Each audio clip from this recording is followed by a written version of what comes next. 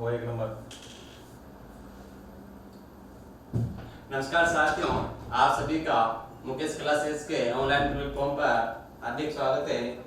साथियों, जिस विषय के ऊपर अपन बात करें, अपना विषय यहाँ पर है इतिहास, और इतिहास के ऊपर पिछली क्लास में पढ़ने बात कर ली थी, वो आमेर पे बात कर रहे थे। आमेर में आपने देखा था कि आमेर में जो वंश था वो कौन सा रहा था। साथ ही तो कछवा वंश के बारे में अपन यहाँ पर बात कर रहे थे, और कछवा वंश में आपने देखा था कि उनका जो संस्थापक है, आमेर में कछवा वंश का जो संस्थापक रहा था साथियों, कौन रहा था। तो आपने देखा था कि तेजकर्ण या फिर जिसे दुलेराय आप कहते हैं, वो यहाँ पर आमेर में कछवा वंश का संस्थापक कहलाता है, जिसके द्वारा 1137 में कछवा वंश की नींव डाली गई थी साथियों। और पिछली क्लास में साथियों मैंने आपको मिर्जा राजा जयसिंह तक का पार्ट जो है कंप्लीट करवा दिया था। आज की क्लास में जो अपन पढ़ेंगे वो मिर्जा राजा जयसिंह के आगे के जो शासक है उनके बारे में पढ़ने वाले हैं। तो जिन विद्यार्थियों ने अभी तक भी मुकेश क्लासेस चैनल को सब्सक्राइब नहीं किया है, साथियों जल्दी से सब्सक्राइब कर दीजिए, और क्लास को लाइक और शेयर करना नहीं भूलें। क्लास को जल्दी से लाइक और शेयर कर दीजिए। तो देखिए, यहाँ पर अपन जिस शासक के बारे में बात करेंगे, आज मिर्जा राजा जयसिंह से आगे के शासकों के बारे में साथियों बात करेंगे। ध्यान देना, मिर्जा राजा जयसिंह के बाद वैसे तो मुख्य शासक साथियों अपना रहेगा, जो वो रहेगा सवाई जयसिंह, जिसे आप जयसिंह द्वितीय के नाम से भी जानते हैं। और जयसिंह द्वितीय का जो शासनकाल रहता है साथियों, वो 1700 से लेकर 1743 ईस्वी तक रहता है। इसके बारे में आप बहुत अच्छे से जानते हैं। और सवाई जयसिंह के समय साथियों ध्यान में रखना है कि सबसे इंपॉर्टेंट जो देखेंगे आप, जो कि जयपुर को कछवा वंश की राजधानी बनाने वाला अगर कोई शासक रहेगा तो वो कौन रहेगा, वो सवाई जयसिंह रहेगा, या जिसे आप जयसिंह द्वितीय भी कह सकते हैं, जिसे चाणक्य की संज्ञा दी जाती है, जिसे सवाई की उपाधि दी गई थी औरंगजेब के द्वारा। और इसके बारे में आप देखेंगे कि इसी के समय प्रिंस वेल्स अल्बर्ट आया, यहाँ पर आप देखते हैं। तो इसी के समय पर जय बाण तोप सबसे इंपॉर्टेंट है साथियों, कि सवाई जयसिंह के समय पे जयगढ़ दुर्ग में जयबाण तोप का क्या करवाया गया था, निर्माण करवाया गया था, जिसका पहली बार परीक्षण किया गया था। तो उसका जो बारूद का गोला था साथियों, कहां पर, तो वो चाकसू में जाकर गिरा था, और वहां पर एक तालाब का निर्माण हो गया था, जिसे आप क्या कहते हैं, गोलेराव तालाब के नाम से जानते हैं। तो इसी के बारे में यहाँ पर आज बात करेंगे, सवाई जयसिंह, या जिसे आप जयसिंह द्वितीय कहते हैं। और इसका जो शासनकाल है 1700 से 1743 ईस्वी तक रहेगा। इसके पहले मैं आपको दो शासकों के यहाँ पर नाम बता देता हूँ, जो आपको केवल नाम ध्यान रखना है कि मिर्जा राजा जयसिंह के बाद में कौन शासक आएगा, और फिर सवाई जयसिंह के अपन यहाँ पर बात करेंगे। तो ध्यान दीजिएगा, इधर जिन्होंने अभी तक भी चैनल को सब्सक्राइब नहीं किया है जल्दी से सब्सक्राइब कर दें, और क्लास को लाइक और शेयर करना नहीं भूलें। तो देखिए साथियों, ये आपका यहाँ पर जो शासक है ये कौन है, मिर्जा राजा जयसिंह। जो शासक है आपका वो कौन है, मिर्जा राजा जयसिंह। अब ध्यान दीजिएगा, मिर्जा राजा जयसिंह, इसका जो शासनकाल है आपने कब तक देखा था, तो 1667 तक रहता है साथियों। और 1667 के बाद में जो अगला शासक आएगा वो कौन आता है आपका, वो आता है राम सिंह। और राम सिंह कौन है, ध्यान देना, राम सिंह प्रथम जो है, राम सिंह प्रथम का जो शासनकाल है वो कब से कब तक रहेगा, तो 1667 से लेकर और 1689 तक, 1667 से लेकर 1689 तक राम सिंह का शासनकाल रहेगा। यहाँ इसके बारे में आपको कुछ ध्यान नहीं रखना है, सिर्फ इतना सा ध्यान रखना है कि मिर्जा राजा के बाद में राम सिंह आता है, और इसका शासनकाल 1667 से 1689 तक रहता है। ध्यान देना, इसके बाद में एक और शासक आता है जिसका नाम आता है विष्णु सिंह। विष्णु सिंह, या इसी विष्णु सिंह को आप कह सकते हैं किशन सिंह भी कह सकते हैं। ध्यान देना, इसी विष्णु सिंह को क्या कहा जाता है, बिशन सिंह भी कहा जाता है। और ये बिशन सिंह ही आपका जो सवाई जयसिंह है, इसी बिशन सिंह का पुत्र है साथियों, जिसके बारे में आप आगे पढ़ेंगे। और विष्णु सिंह का जो शासनकाल रहेगा वो 1689 से लेकर 1700 ईस्वी तक रहेगा साथियों, ध्यान दीजिएगा। तो विष्णु सिंह या विशन सिंह का जो शासनकाल है वो 1689 से लेकर 1700 ईस्वी तक रहेगा। यहाँ पर विष्णु सिंह के समय आपको एक सबसे इंपॉर्टेंट बात जो ध्यान रखनी है वो क्या है, ध्यान दीजिएगा, सबसे इंपॉर्टेंट बहुत सी बार पूछा गया है कि आमेर की किलेबंदी करवाने वाला शासक कौन था, या फिर आमेर दुर्ग की किलेबंदी करवाने वाला शासक कौन है, तो फिर वो कौन हो जाएगा आपका विष्णु सिंह, या फिर जिसे आप बिशन सिंह कहते हैं। इनके द्वारा आमेर का जो किला है उसकी क्या करवाई गई थी, किलाबंदी करवाई गई थी। तो यहाँ पर लिखते हैं, ध्यान दीजिएगा, आमेर किले की किलाबंदी, आमेर किले की किलाबंदी करवाई गई। ध्यान देना, आमेर किले की जो किलाबंदी है वो किसके द्वारा करवाई गई थी? तो विष्णु सिंह के द्वारा करवाई गई थी। ये यहाँ तक का आपका जो है पार्ट क्या हो जाता है, साथ कंप्लीट हो जाता है। मिर्जा राजा जयसिंह को लास्ट क्लास में मैंने आपको कंप्लीट करवा दिया था। उसके बाद नेक्स्ट शासक है आपका रामचंद्र, जिसका शासनकाल 1667 से 1689 तक रहा। कुछ भी ध्यान नहीं रखना है। इसके बाद विष्णु सिंह या फिर बिशन सिंह आता है। एक चीज यहाँ पर ध्यान में रखनी इंपॉर्टेंट ये है, और बहुत सी बार पूछा गया कि आमेर की किलेबंदी करवाने वाला जो शासक है वो कौन रहेगा? तो वो रहेगा आपका विष्णु सिंह, और इसका शासनकाल 1689 से 1700 ईस्वी तक रहेगा। साथियों, ये बात आप सबको अच्छे से समझ में आ गई होगी, ध्यान दीजिएगा।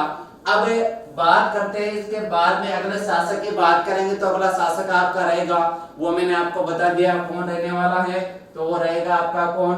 सवाई जयसिंह। ध्यान देना, सबसे इंपॉर्टेंट शासक है। साथियों, हमेशा यहाँ से क्वेश्चन पूछा जाता है और आपको बहुत अच्छे से समझना है। ध्यान दीजिए, कौन सा शासक पढ़ेंगे आप यहाँ पर? सवाई जयसिंह, सवाई जयसिंह, या क्या कहा जाता है? जयसिंह द्वितीय, सवाई जयसिंह, या फिर क्या कह सकते हैं आप इनको? जयसिंह द्वितीय भी आप इनको कह सकते हैं। आप देखें, सवाई जयसिंह या फिर जयसिंह द्वितीय की अपन यहाँ पर बात करेंगे। इनका शासनकाल देखे तो इनका शासनकाल कब से कब तक है? 1700 ईस्वी से लेकर 1743 ईस्वी तक। 1700 ईस्वी से लेकर 1743 ईस्वी तक कौन से शासक ने शासन किया महल में? तो वो आपके कौन हो जाएंगे? सवाई जयसिंह हो जाएंगे, जिन्हें आप जयसिंह द्वितीय कहते हैं। सबसे इंपॉर्टेंट शासक है। ध्यान से यहाँ पर आपको सारी चीज नोट करते हुए चलना है। अब देखें, ध्यान देना, सभी का ध्यान बिल्कुल इधर होना चाहिए। ध्यान से सुने, फिर उसके बाद अपन एक एक लाइन टू लाइन बात करेंगे यहाँ पर। अब देखें, सबसे पहला पॉइंट सवाई जयसिंह के बारे में क्या ध्यान रखना है कि सवाई जयसिंह को चाणक्य भी कहा जाता है। क्या कहा जाता है साथियों? सवाई जयसिंह को चाणक्य भी कहा जाता है। क्यों कहा जाता है, इसके बारे में भी बात करेंगे। मैं आपको अच्छे से समझाऊंगा कि चाणक्य की संज्ञा इसे क्यों दी जाती है, इसके बारे में अपन यहाँ पर बात करेंगे। देखिए, तो सबसे पहला पॉइंट, फिर इसके बाद में आप देखते हैं चाणक्य क्यों कहा गया, चाणक्य कहने का कारण क्या है। तो देखिए, यहाँ पर आपको दिखाई दे रहा है कि नाम क्या है, क्या लगा हुआ है? सवाई लगा हुआ है। क्या लगा हुआ है? सवाई। सवाई का मतलब क्या है? अधिक चालाक चतुर। क्या है? अधिक चालाक चतुर। मतलब सवाई जयसिंह के पहले का जो शासक था उसकी उपाधि रही है मिर्जा राजा की, और मिर्जा राजा से भी अगर अधिक की बात करेंगे, अधिक मिर्जा राजा से अधिक की बात करेंगे, तो फिर वो कौन हो जाएंगे? आपके सवाई जयसिंह या फिर जयसिंह द्वितीय यहाँ पर हो जाएंगे। तो देखे, सबसे पहला पॉइंट यहाँ पर लिखते हैं कि क्या कहा जाता है? चाणक्य भी कहा जाता है। चाणक्य भी इन्हें कहा जाता है। सबसे पहला पॉइंट ध्यान देना, चाणक्य की संज्ञा किसे दी गई है? साथ वो सवाई जयसिंह को दी गई है। दूसरा पॉइंट देखेगा कि जो सवाई जयसिंह है, ध्यान देना, इसका मूल नाम जो है ना, मूल नाम तो क्या है साथियों? यहाँ पर जयसिंह। सवाई क्या है? इसकी उपाधि है। तो सवाई की उपाधि है किसके है? जयसिंह द्वितीय। इसे सवाई की उपाधि किसके द्वारा दी गई थी, ये आपको अच्छे से ध्यान में रखना है। तो सवाई की उपाधि देने वाला शासक कौन आ गया? इसके समकालीन बात करेंगे मुगल शासक, तो वो कौन आएगा? तो वो आएगा आपका औरंगजेब। कौन आएगा? सबसे पहले औरंगजेब। और औरंगजेब के द्वारा ही, औरंगजेब के द्वारा सवाई जयसिंह या फिर जयसिंह द्वितीय को कौन सी उपाधि दी गई? ये कौन सी? सवाई की उपाधि दी गई है। ये आपको अच्छे से ध्यान में रखना है। तो दूसरा पॉइंट यहाँ पर क्या लिखना है आपको? औरंगजेब के द्वारा, औरंगजेब के द्वारा, औरंगजेब के द्वारा जयसिंह द्वितीय को, औरंगजेब के द्वारा जयसिंह द्वितीय को, औरंगजेब के द्वारा जयसिंह द्वितीय को सवाई, सवाई की उपाधि, सवाई की उपाधि दी गई। ध्यान देना साथियों, यहाँ पर बहुत सारे विद्यार्थी कंफ्यूज होते हैं कि सवाई और मिर्जा राजा, सवाई और मिर्जा राजा में क्या होते हैं? कंफ्यूज हो जाते हैं। तो ध्यान देना, मिर्जा राजा की उपाधि देने वाला शासक तो कौन हो जाएगा आपका औरंगजेब से पहले की अगर आप बात करेंगे तो कौन आता है शासक शाहजहां।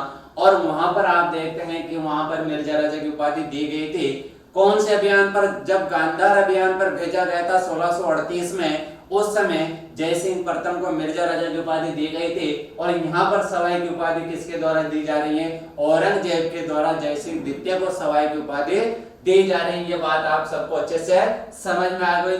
नेक्स्ट पॉइंट की बात करते हैं तो ध्यान दीजिएगा, आमेर का ऐसा शासक या फिर यूं कह सकते हैं आपके एकमात्र ऐसा शासक है जिसके समकालीन सर्वाधिक 7 मुगल बादशाह रहे थे। कितने मुगल बादशाह रहे, 7, तो सर्वाधिक कुल 7 मुगल बादशाह रहे। या यूं कह सकते हैं कि 7 मुगल बादशाहों की सेवा करने वाला जो आमेर का कचौड़ उनका शासक है वो कौन हो जाएगा साथियों, तो वो आपका कौन रहेगा, सवाई जय सिंह या फिर जय सिंह द्वितीय जिसे आप कहते हैं। अब देखिए 7 जो मुगल शासक आएंगे इसके समकालीन के बारे में अपन यहाँ पर बात करेंगे, लेकिन अपन इसकी उपाधि की बात करें तो यहाँ पर एक और उपाधि सवाई जय सिंह के बारे में आती है। और सवाई जय सिंह के बारे में जो उपाधि आती है उसके बारे में आप देखें दूसरी उपाधि कौन सी आती है देखे साथियों, तो इसके समकालीन एक जो मुगल शासक आएगा साथियों उसका नाम आता है मोहम्मद शाह रंगीला। नाम क्या आता है साथियों, मोहम्मद शाह रंगीला। और मोहम्मद शाह रंगीला के द्वारा सवाई जय सिंह को क्या कहा गया है, तो राजेश्वर या राजा धीराज, राजेश्वर राजा धीराज। ध्यान देना, मोहम्मद शाह रंगीला के द्वारा सवाई जय सिंह को क्या कहा गया है, तो राजेश्वर राजा धीराज कहा गया। ये बात भी आपको अच्छे से ध्यान में रखनी है। चलिए नेक्स्ट बात करते हैं। अब इसके समकालीन जो मुगल शासक रहे उसके बारे में अपन यहाँ पर बात करेंगे। तो सबसे पहला तो आपको पता हो गया होगा कि जब औरंगजेब दे रहा है इसको सवाई की उपाधि तो पहला कौन हो जाएगा, औरंगजेब। दूसरा मैंने यहाँ पर लिखा मोहम्मद शाह रंगीला, या जिसे आप क्या कहते हैं रोशन अख्तर, भी इसका नाम बहुत सी जगह आपको मिल जाएगा। क्या नाम मिल जाएगा, मोहम्मद शाह रंगीला को क्या कहते हैं, रोशन अख्तर भी कहते हैं। ये आपको अच्छे से ध्यान में रखना है साथियों। तो देखिए अब इसके बाद में आगे बात करते हैं इसके समकालीन जो मुगल शासक है, मुगल बादशाहों की बात करेंगे तो देखिएगा कुल 7 मुगल बादशाह रहेंगे इसके समकालीन। और 7 मुगल बादशाह में कौन कौन से वो आपको यहाँ पर देखने हैं। तो सबसे पहला औरंगजेब है, कौन है, औरंगजेब है। दूसरा बहादुर शाह, तीसरा जहांगीर शाह, फिर फर्रुखसियार आता है, फिर रफी उद दर्जात, रफी उद दौला, और लास्ट में कौन आता है, मोहम्मद शाह रंगीला या रोशन अख्तर, दोनों एक ही नाम है। तो कुल मिलाकर 7 मुगल बादशाह किसके समकालीन हैं, वो रहेंगे आपके सवाई जय सिंह के समकालीन रहेंगे। तो यहाँ पर अपन 7 मुगल बादशाहों के बारे में लिखते हैं कि 7 मुगल बादशाह कौन से रहेंगे आपके, तो देखेगा साथ 7 मुगल बादशाह कौन कौन से रहेंगे।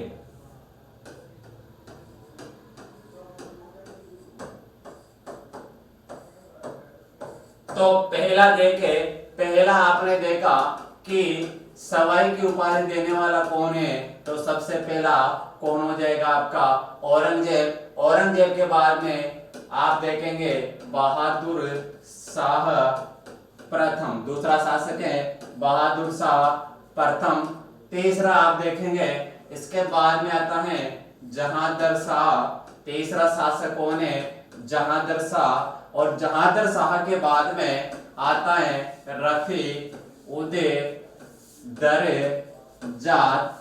नंबर 4 में कौन आया साथियों, रफी उद दर्जात। और नंबर 5 में कौन आता है, रफी उद दौला। नंबर 5 में कौन है, रफी उद दौला। और नंबर औरंगजेब, बहादुर शाह, जहांगीर शाह, रफी उद दर्जात, रफी उद दौला। एक आएगा फर्रुखसियार। और एक शासक जो अंतिम रहता है वो कौन है, रोशन अख्तर।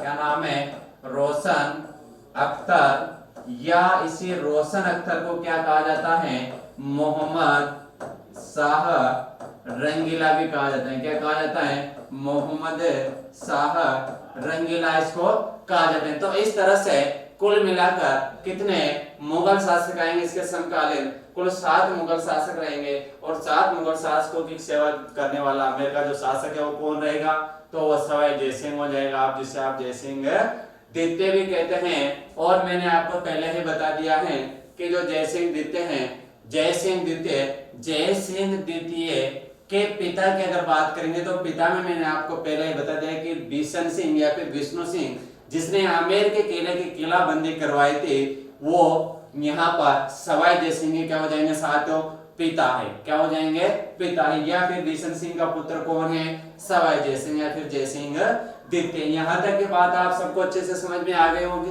अब ध्यान दीजिएगा, देखिए जो औरंगजेब है, ये औरंगजेब 1707 में जब औरंगजेब की क्या हो जाएगी साथ ही यहाँ पर मृत्यु हो जाती है, 1707 में औरंगजेब की क्या हो जाती है, मृत्यु हो जाती है। तो यहाँ पर जैसे ही इसकी मृत्यु होती है तो इसके उत्तराधिकार को लेकर, मतलब शासक बनने को लेकर इसके 2 पुत्र कौन कौन है, आजम और मुआज्जम, दोनों के मध्य उत्तराधिकार का क्या होगा साथ संघर्ष होता है। क्या होता है, संघर्ष होता है। बात करके 1707 ईस्वी के, 1707 में आजम और मुआज्जम के मध्य संघर्ष होगा।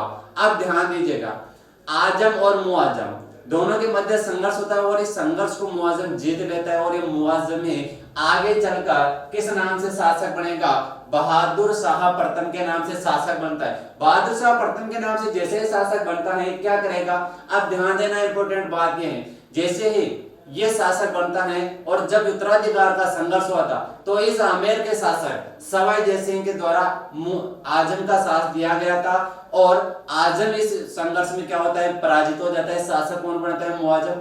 अब जब मुआज्जम शासक बन गया तो फिर वो यहाँ पर सवाई जयसिंह को गद्दी पर रहने देगा क्या, नहीं रहने देगा साथियों। कारण क्या है, क्योंकि इस सवाई जयसिंह ने इस बहादुर शाह के खिलाफ जाकर इसके भाई आजम का साथ दिया था जो यहाँ पराजित होता है। फिर ये क्या करेगा, इसको शासक नहीं रहने देता तो इसको यहाँ से गद्दी से क्या करता है, हटा देता है। अब जैसे इसको ये यहाँ गद्दी से हटाता है साथियों, गद्दी से हटाने के बाद में क्या होगा वो आगे अपन बात करेंगे। तो यहाँ पर देखें नेक्स्ट बात में आप करते हैं, देखो ध्यान देना, मैंने क्या कहा कि 1707 ईस्वी में 1707 ईस्वी में औरंगजेब की 1707 ईस्वी में औरंगजेब की मृत्यु। ध्यान देना 1707 ईस्वी में किसकी मृत्यु हो गई, औरंगजेब की। और औरंगजेब के 2 पुत्र मैंने आपको बता दिया कौन कौन है, आजम और मुआज्जम है। कौन कौन है, आजम और मुआज्जम। दोनों के मध्य उत्तराधिकार का संघर्ष हुआ, लड़ाई होगी, घमासान होगा और जीत कौन जाएगा साथियों, बहादुर शाह प्रथम, जिसे आप क्या कहते हैं, मुआज्जम भी कहते हैं। वो यहाँ पर क्या होता है, जीत जाता है और वो यहाँ पर सवाई जयसिंह को क्या करता है, गद्दी से हटा देता है। और हटाने के बाद में देखेंगे आगे की जो प्रक्रिया है उसके बारे में बात करेंगे। तो ध्यान देना, यहाँ पर औरंगजेब की मृत्यु कब हो गई साथियों, तो ये हो जाती है कब, ध्यान देना 1707 ईस्वी में। अब देखिए औरंगजेब की मृत्यु के पश्चात, यहाँ पर अगला पॉइंट नोट करते हैं, औरंगजेब की मृत्यु के पश्चात, औरंगजेब की मृत्यु के पश्चात इसके पुत्र आजम व मुअज्जम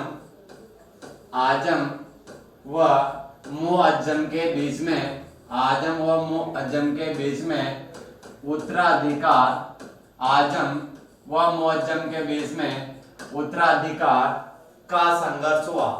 ध्यान देना, दोनों भाई है और दोनों किसके पुत्र हो जाएंगे, औरंगजेब के।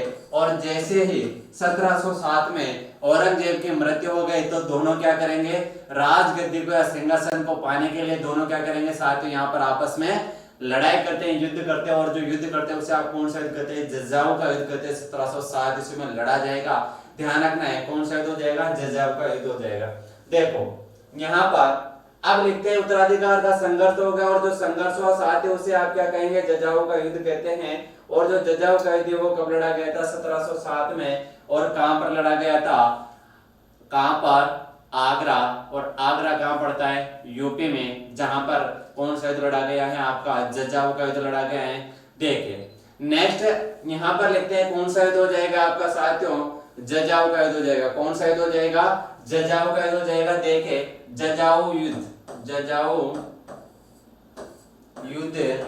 और ये जो जजाऊ के युद्ध है ये ध्यान देना जून 1707 ईस्वी में लड़ा गया है। कब लड़ा गया है, जून 1707 ईस्वी में कौन सा युद्ध लड़ा गया, जजाऊ का युद्ध लड़ा गया है। और जो जजाऊ का युद्ध है देखना यहाँ पर किस किस के मध्य, तो एक तरफ तो कौन हो जाएगा, आजम औरंगजेब का पुत्र है, और दूसरी तरफ कौन हो जाएगा, मुअज्जम। दूसरी तरफ कौन हो जाएगा, मुअज्जम।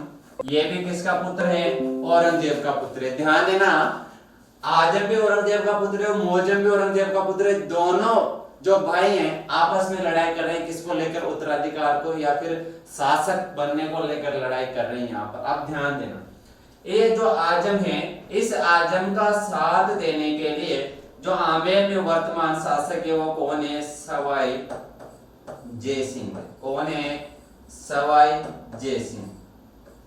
ध्यान देना सवाई जय सिंह किसका साथ दे रहा है, आजम का साथ दे रहा है। और इस सवाई जय सिंह का एक भाई था जिसका नाम क्या आता है, विजय सिंह आता है। क्या नाम आता है, वो किसका साथ दे रहा है, वो मुअज्जम का साथ दे। तो देखेंगे यहाँ पर लिखेंगे तो इसका साथ इधर कौन दे रहा है, विजय सिंह। और देखे साथियों इन दोनों के नामों की अदला बदली की गई थी बचपन में। ध्यान देना बचपन में इस विजय सिंह का नाम तो था जय सिंह और इस जय सिंह का नाम था विजय सिंह। लेकिन जब दोनों औरंगजेब के दरबार में जाते हैं तो औरंगजेब के द्वारा इनके नामों की क्या कर दी जाती है, यहाँ पर अदला बदली कर दी जाती है। तो जो विजय सिंह था वो जय सिंह के नाम से शासक बनता है, और जो जय सिंह था उसका नाम क्या कर दिया जाता है, विजय सिंह कर दिया जाता है। ये बात आपको अच्छे से समझ में आ गई होगी। अब देखिए होता क्या है, यहाँ पर दोनों के मध्य संघर्ष हुआ, दोनों के मध्य युद्ध होता है। और इस युद्ध का जो परिणाम निकल कर आता है कि इस युद्ध में विजय कौन हो जाता है, यहाँ पर विजय कौन हो जाएगा, मुअज्जम हो जाएगा। कौन हो जाएगा साथियों, मुअज्जम हो जाएगा। तो यहाँ पर मुअज्जम क्या हो जाता है इस युद्ध का, विजेता। विजेता कौन हो गया इस युद्ध का, तो मुअज्जम हो जाता है। अब देखिए मुअज्जम जब इस युद्ध का विजेता हो गया साथियों, तब मुअज्जम के खिलाफ जो सवाई जय सिंह वो आजम का साथ दे रहा है। और ये सवाई जय सिंह वर्तमान में कहां का शासक है, आमेर का शासक है। ठीक है, आमेर का शासक सवाई जय सिंह आजम का साथ दे रहा है, जबकि जीत मुअज्जम का है। तो जब मुअज्जम जीत गया है तो फिर ये मुअज्जम सवाई जय सिंह को आमेर का शासक रहने देगा क्या, नहीं रहने देगा साथियों। यहाँ पर क्या करेगा, ये इस सवाई जय सिंह को राजगद्दी से हटा देते हैं। क्या करता है, यहाँ पर राजगद्दी से इसको हटा देता है। और अब देखिए आगे बात करते हैं, ध्यान देना मुअज्जम जो है साथियों, मुअज्जम बहादुर शाह प्रथम के नाम से शासक बनेगा। और जैसे ही शासक बनता है सवाई जय सिंह को आमेर गद्दी से हटा देता है। और आमेर गद्दी से हटाकर आमेर का जो शासक है वो किसे बना देगा, इस विजय सिंह को, जिसने जजाऊ के युद्ध में किसका साथ दिया है, मुअज्जम का साथ दिया है, इसे क्या करेगा, ये यहाँ पर शासक बना देगा। आमेर का नाम बदलकर क्या कर देगा, मोमिनाबाद कर दिया जाता है। ये भी आपको ध्यान रखना है साथियों कि बहादुर शाह के द्वारा आमेर का नाम बदलकर क्या कर दिया गया, मोमिनाबाद कर दिया गया। लेकिन आपके एक राजस्थान में इतिहासकार हैं डॉक्टर दशरथ शर्मा। ध्यान देना डॉक्टर दशरथ शर्मा के अनुसार इस आमेर का, इस बहादुर शाह प्रथम ने जो नाम किया साथियों वो क्या किया, वो किया इस्लामाबाद। आप डायरेक्ट ध्यान रखना कि इस्लामाबाद या फिर मोमिनाबाद जो नाम किया गया वो किसका किया गया, आमेर का किया गया था। और किसके समय की बात है, तो बहादुर शाह प्रथम के समय की बात है। ध्यान देना इसी मुअज्जम या बहादुर शाह प्रथम ने जो मारवाड़ जोधपुर के शासक थे अजीत सिंह, उन अजीत सिंह को भी राजगद्दी से क्या कर दिया था, हटा दिया था। क्या कर दिया साथियों, हटा दिया था। और इस आमेर का जो रक्षक है, इस आमेर का रक्षक सैयद हुसैन खान, मोस्ट इंपोर्टेंट है, ध्यान रखना है, बहुत सी बार पूछा गया है, नोट कर लेना कि जब बहादुर शाह प्रथम ने आमेर का नाम बदल दिया था तो यहाँ का संरक्षक या फिर रक्षक किसे नियुक्त किया था, तो ध्यान रखना, नोट कर लेना, सैयद हुसैन खां को आमेर का क्या कर दिया गया था, दुर्ग का रक्षक यहाँ पर बना दिया गया था। इस दुर्ग की जिम्मेदारी किसको सौंप दी थी, सैयद हुसैन खां को सौंप दी गई थी। साथियों तो आगे बात करते हैं जब मौजम जीत के और बहादुर शाह प्रथम के नाम से शासक बन जाते हैं, इस बात को यहाँ पर अपने नोट करते हैं। अब देखेगा साथियों, चलिए देखो पहला पॉइंट, मुअज्जम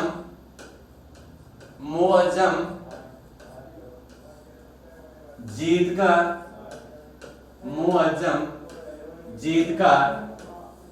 बहादुर शाह प्रथम के नाम से शासक बना। बहादुर शाह प्रथम के नाम से शासक बना। बहादुर शाह प्रथम के नाम से क्या बना साथियों?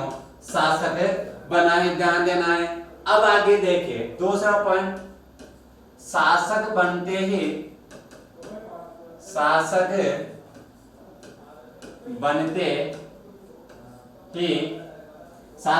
ही जयपुर, अभी जयपुर की स्थापना नहीं हुई है, ध्यान देना। जब शासक बनते ही आमेर का नाम बदलकर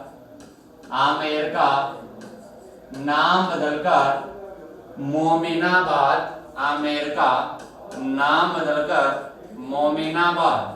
या इस्लामाबाद कर दिया गया। ध्यान देना, क्या कर दिया गया? मोमिनाबाद या फिर इस्लामाबाद कर दिया गया है। नेक्स्ट पॉइंट की बात करेंगे, शासक बनते ही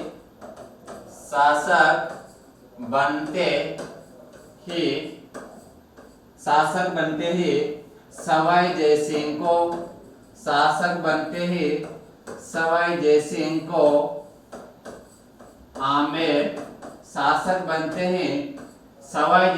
को आमेर राजगद्दी से हटा दिया गया। ये इंपॉर्टेंट है, हटाया। और ये यहां पर नोट कर लेना। और आमेर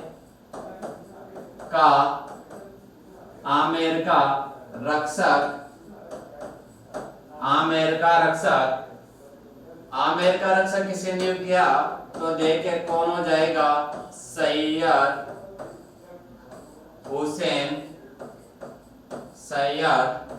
हुसैन खां को नियुक्त कर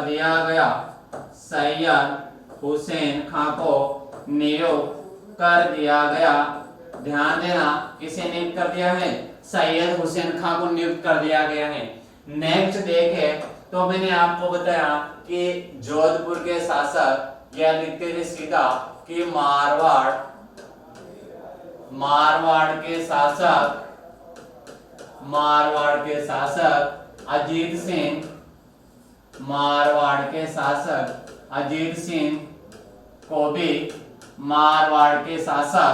अजीत सिंह को भी राजगद्दी से हटा दिया गया।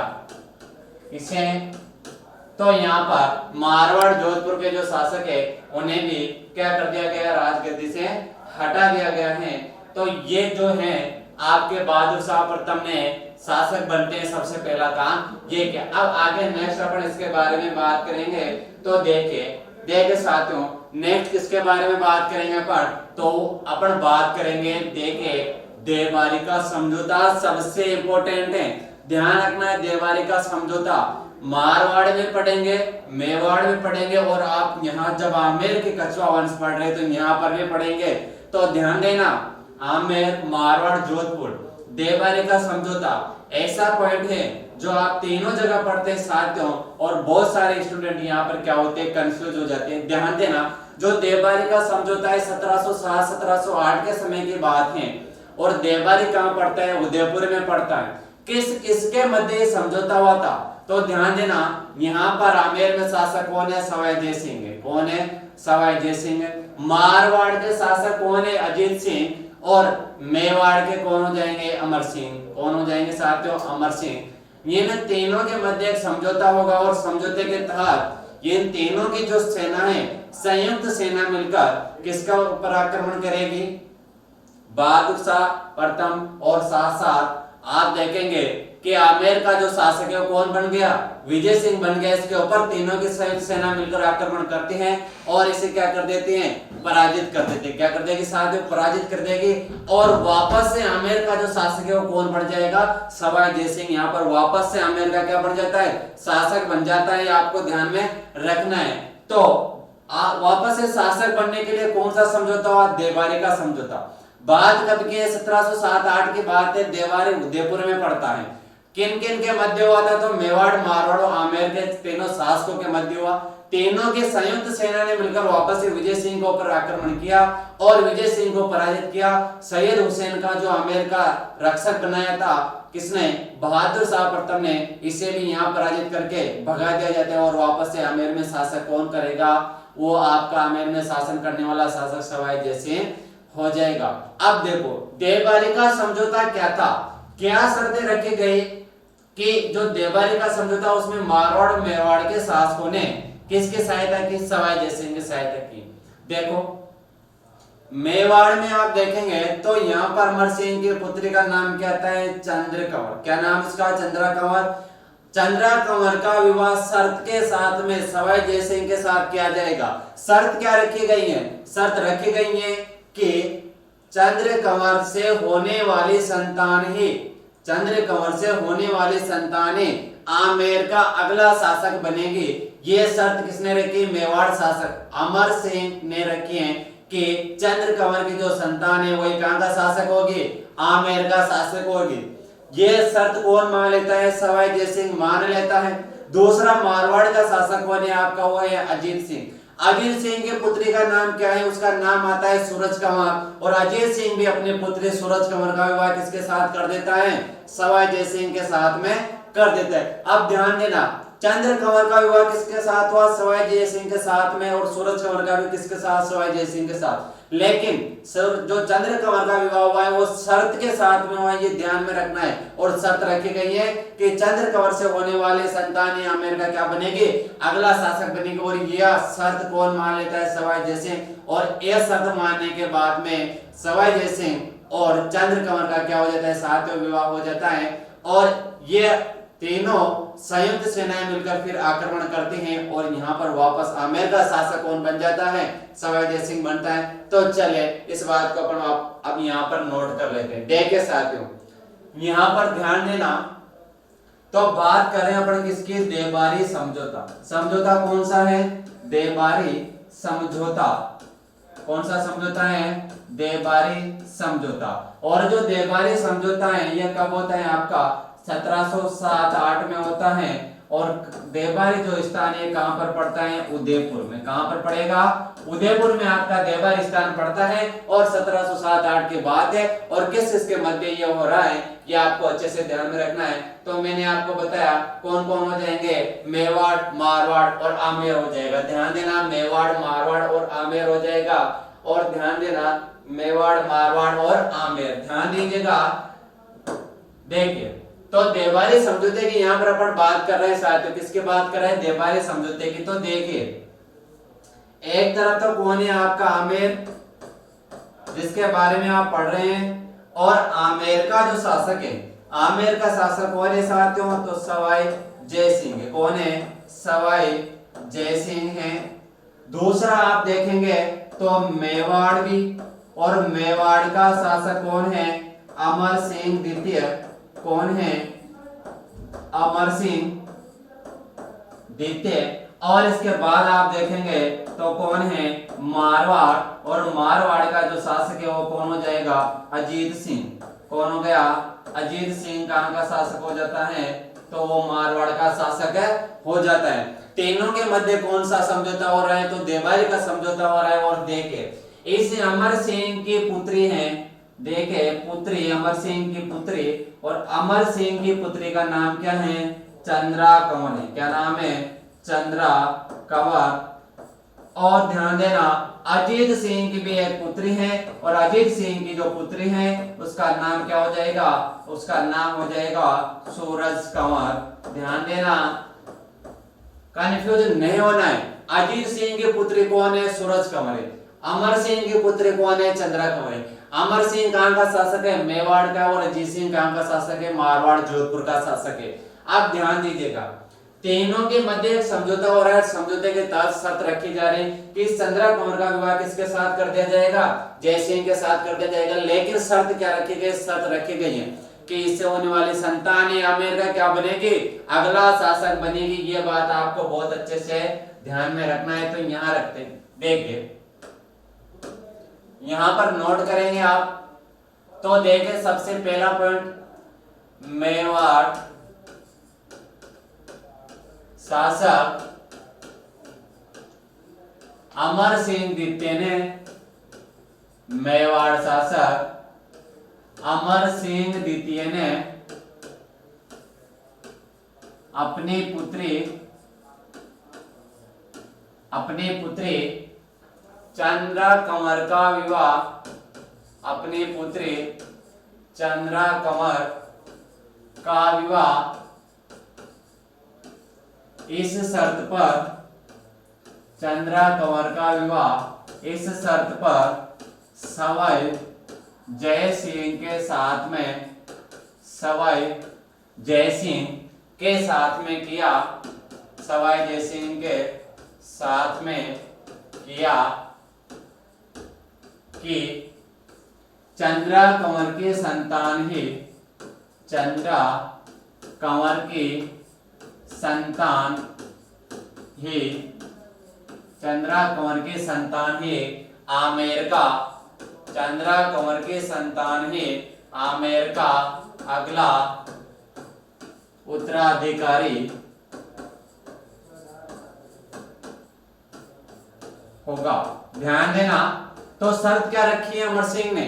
सबसे इंपॉर्टेंट है, बहुत सी बार पूछा गया है कि अमर सिंह जो मेवाड़ का शासक है, उसने आमेर के शासक सवाई जय सिंह के साथ में अपनी पुत्री चंद्रा कंवर का विवाह तो कर दिया, लेकिन शर्त रखी थी कि इस चंद्रा कंवर से होने वाली संतान ही आमेर का अगला उत्तराधिकारी होगा। ये बात आपको ध्यान में रखनी है। दूसरा शासक आपने देखा, तो दूसरा शासक कौन हो जाएगा? वो हो जाएंगे मारवाड़ जोधपुर के, कौन हो जाएंगे? अजीत सिंह। तो ध्यान देना, मारवाड़ के अजीत सिंह, मारवाड़ के अजीत सिंह ने भी, मारवाड़ के अजीत सिंह ने भी अपनी पुत्री, मारवाड़ के अजीत सिंह ने भी अपनी पुत्री सूरज कंवर का विवाह, अपनी पुत्री सूरज कंवर का विवाह, अपनी पुत्री सूरज कंवर का विवाह किसके साथ? तो आमेर शासक सवाई, आमेर शासक सवाई जय सिंह के साथ में, सवाई जय सिंह के साथ में कर दिया गया, सवाई जय सिंह के साथ में कर दिया गया। देखिए साथियों, दरबारी समझौते की यहाँ पर बात कर रहे हैं। तीन शासक मैंने आपको बताया है, आमेर के सवाई जय सिंह हो जाएंगे, मेवाड़ के अमर सिंह द्वितीय, और मारवाड़ के कौन हो जाएंगे? अजीत सिंह हो जाएंगे। तो तीनों के मध्य देखो का समझौता हुआ, जिसमें अमर सिंह द्वितीय ने अपनी पुत्री चंद्र कंवर का विवाह शर्त रखी कि मेरी पुत्री की होने वाली जो संतान है वो आमेर का क्या बनेगी? अगला उत्तराधिकारी बनेगी। सवाई जय सिंह ने बात मान ली, और चंद्रा कंवर का विवाह किसके साथ हो जाता है? वो हो जाता है सवाई जय सिंह के साथ में। साथ ही मारवाड़ के जो शासक है अजीत सिंह, अजीत सिंह की पुत्री का नाम क्या है? सूरज कंवर। अजीत सिंह ने सूरज कंवर का विवाह किसके साथ कर देते हैं? यहाँ पर वो कर देते हैं आमेर का शासक होने सवाई जय सिंह, उनके साथ में कर दिया जाता है। ध्यान दीजिएगा, दोनों के साथ में सवाई जय सिंह ने विवाह कर दिया। देखिए अब ये जो मारवाड़ का शासक है अजीत सिंह, इसका कारण क्या है कि इसने क्यों अपनी पुत्री का विवाह सवाई जय सिंह के साथ में किया है?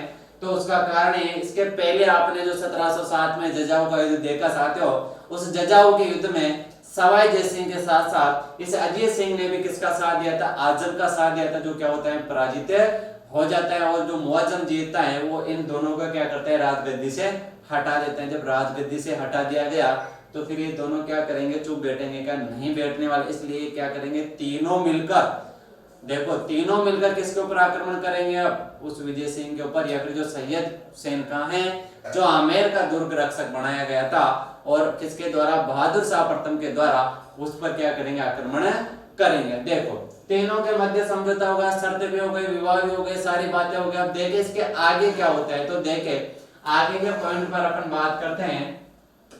देखे साथ में यहां पर ध्यान देना, तीनों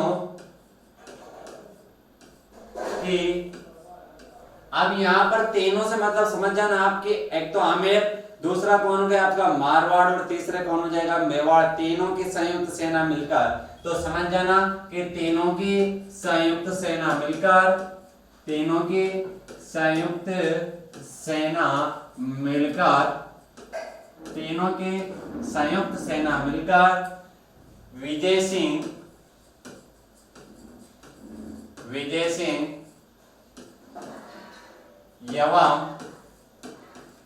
एवं सैयद हुसैन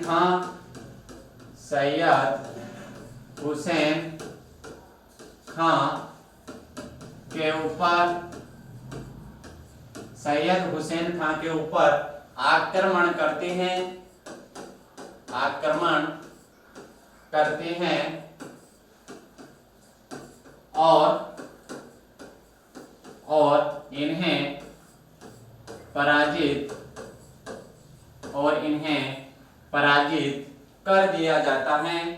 और इन्हें पराजित कर दिया जाता है। इसके पश्चात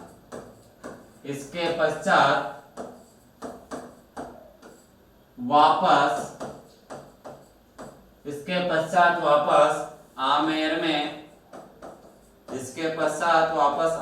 में सवाई जय सिंह का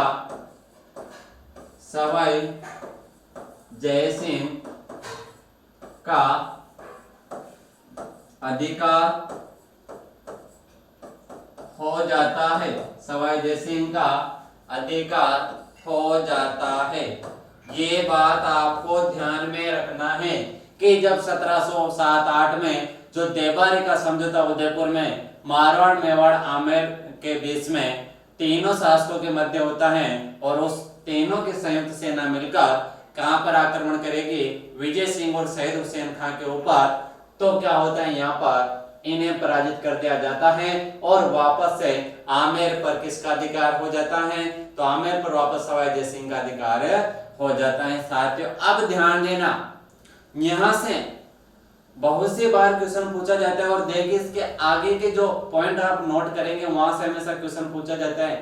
क्वेश्चन कैसे, देखिए इसके बाद जैसे ही ये क्या करेगा, यहाँ पर जीत जाता है तो क्वेश्चन क्या पूछा जाता है, अगर आपसे पूछ लिया जाता है कि सवाई जय सिंह को कितनी बार मालवा की सूबेदारी दी गई थी, या यूं कह दे कि सवाई जय सिंह कितनी बार मालवा के सूबेदार बनाए गए थे। जल्दी से कमेंट बॉक्स में आंसर दीजिए, आपके आंसर का वेट करेंगे। फटाफट से बताइए कि कितनी बार सवाई जय सिंह को मालवा का सूबेदार बनाया गया था। फटाफट से कमेंट बॉक्स में आंसर दीजिए।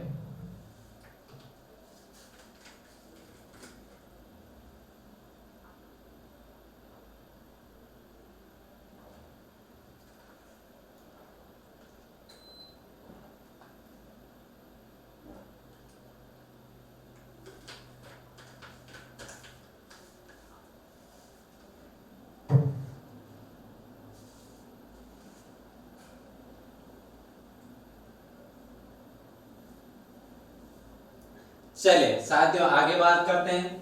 देखिए यहां तक आप सबको बहुत अच्छे से समझ में आ गया होगा। चलिए नेक्स्ट बात करते हैं। तो देखिएगा यहां पर सवाई जय सिंह की अपन बात करें और सवाई जय सिंह जो है भरतपुर में, आपको पता है जाट शासक, भरतपुर के जाट शासक चूड़ामन का नाम तो आप इतिहास में बहुत अच्छे से पढ़ते हैं कि चूड़ामन जो है बहुत अच्छा शासक हुआ है भरतपुर में। अब ध्यान देना, सवाई जय सिंह के समय भरतपुर का जो जाट शासक है वो कौन है, चूड़ामन है। कौन है, चूड़ामन है। अब जब ये सवाई जय सिंह के समकालीन भरतपुर का शासक चूड़ामन है, तो अगर सवाई जय सिंह वहां पर आक्रमण करेगा तो जो चूड़ामन है उसके सेना के साथ में तो कर पाएगा क्या? नहीं कर पाता है साथ में, क्योंकि चूड़ामन के पास में जो सेना थे वो सवाई जय सिंह के सामने बहुत छोटी थी, या यूं कहिए कि बहुत कम संख्या में उसके पास में क्या थे?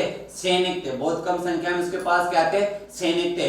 तो देखो पहला पॉइंट यहाँ नोट क्या करेंगे कि सवाई जय सिंह के द्वारा चूड़ामन जाट के ऊपर आक्रमण किया गया, लेकिन इसके पहले ही चूड़ामन जाट क्या करता है? आत्मसमर्पण कर देता है और किसके साथ में? सवाई जय सिंह के साथ में संधि के लिए तैयार हो जाता है। दूसरा पॉइंट, चूड़ामन जाट का जो भतीजा है, यहां से क्वेश्चन पूछा गया था, ध्यान रखना, बीएसटीसी में क्वेश्चन पूछा गया था कि चूड़ामन जाट का जो भतीजा है उसका नाम आता है बदन सिंह जाट। ध्यान देना, बदन सिंह जाट जो है चूड़ामन जाट का भतीजा है। तो ध्यान आप कमेंट बॉक्स में आंसर दीजिए कि चूड़ामन जाट के भतीजे बदन सिंह जाट को सवाई जय सिंह ने किसकी उपाधि दी थी?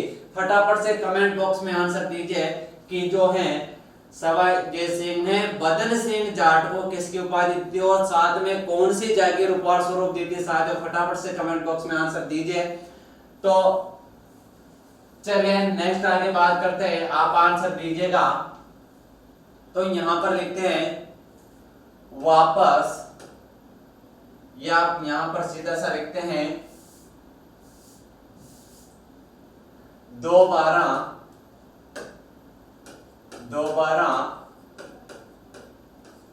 शासक बनते ही, दोबारा शासक बनते ही सवाई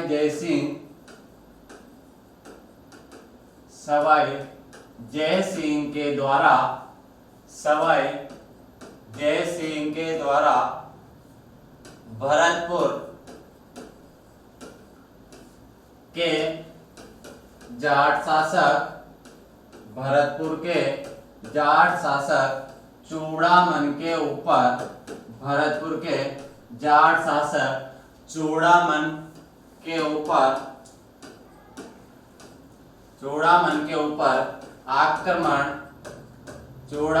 ऊपर आक्रमण किया गया और चूड़ामन ने सवाई जय सिंह के सामने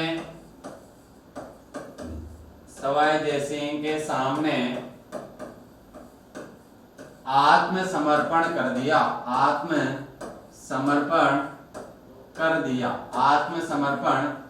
दिया। ये बात आपको ध्यान रखनी है, और जो बात मैंने आपसे पूछा है कमेंट बॉक्स पे उसके ऊपर भी बात कर लेते हैं, ध्यान दीजिएगा। तो चूड़ामन जाट के भतीजे, चूड़ामन जाट के भतीजे बदन सिंह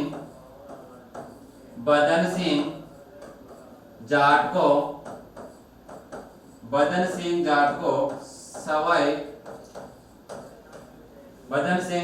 सवाई जय सिंह ने अपनी तरफ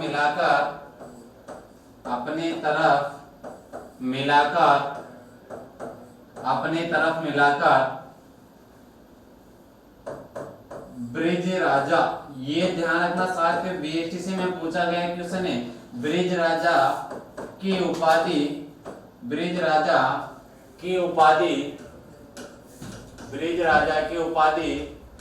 एवं डीग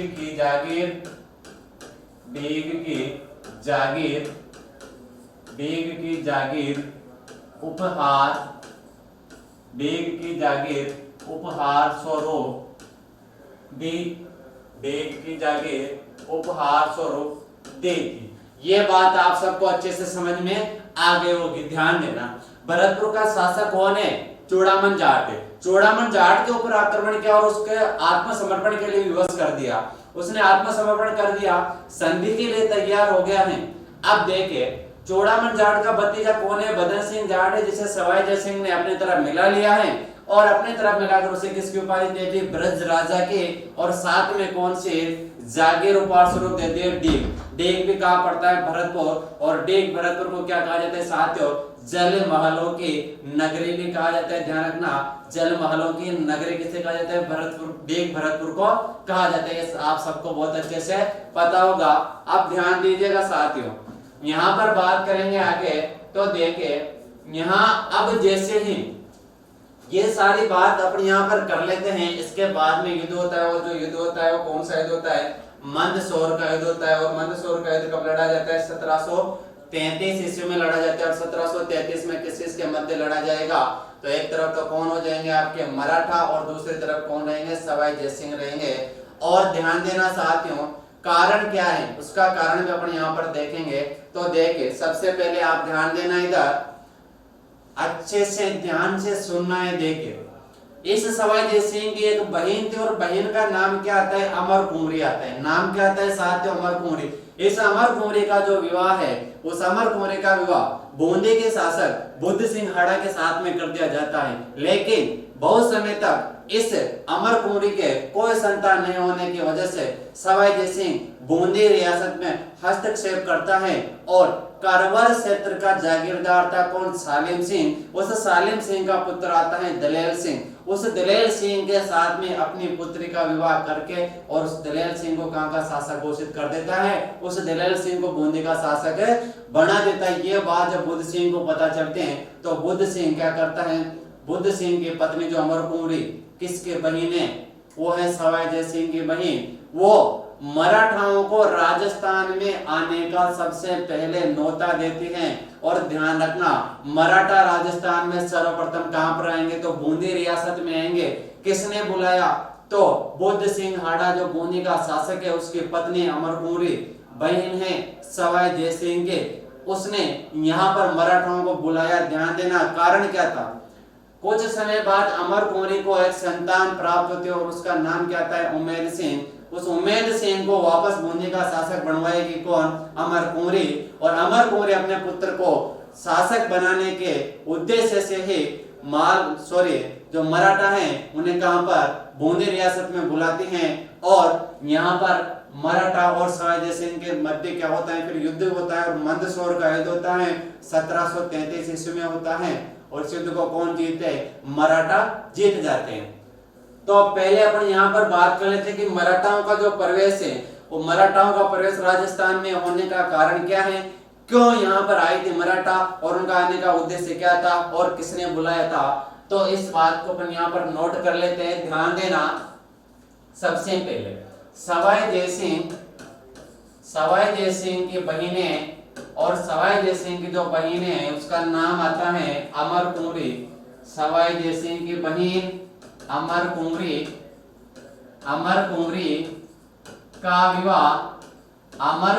का विवाह बूंदी के शासक बुद्ध सिंह हाड़ा के साथ में किया जाता है।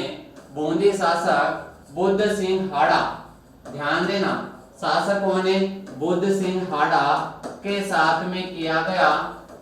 बुद्ध सिंह हाड़ा के साथ में किया गया, बुद्ध सिंह हाड़ा के साथ में किया गया। लेकिन बहुत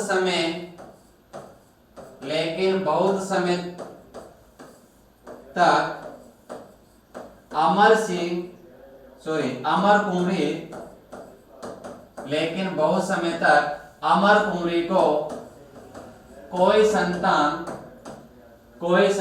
नहीं होने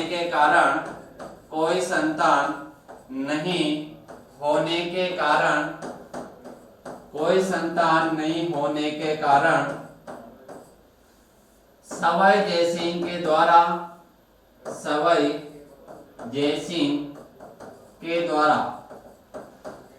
बूंदी रियासत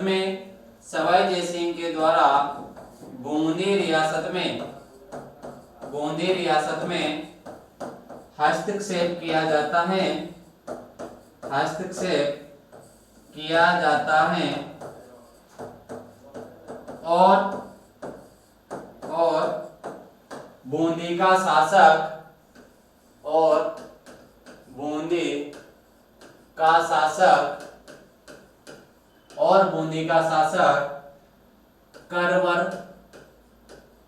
के जागीरदार, करवर के जागीरदार सालिम सिंह, करवर के जागीरदार सालिम सिंह के पुत्र, सालिम सिंह के पुत्र दलेल सिंह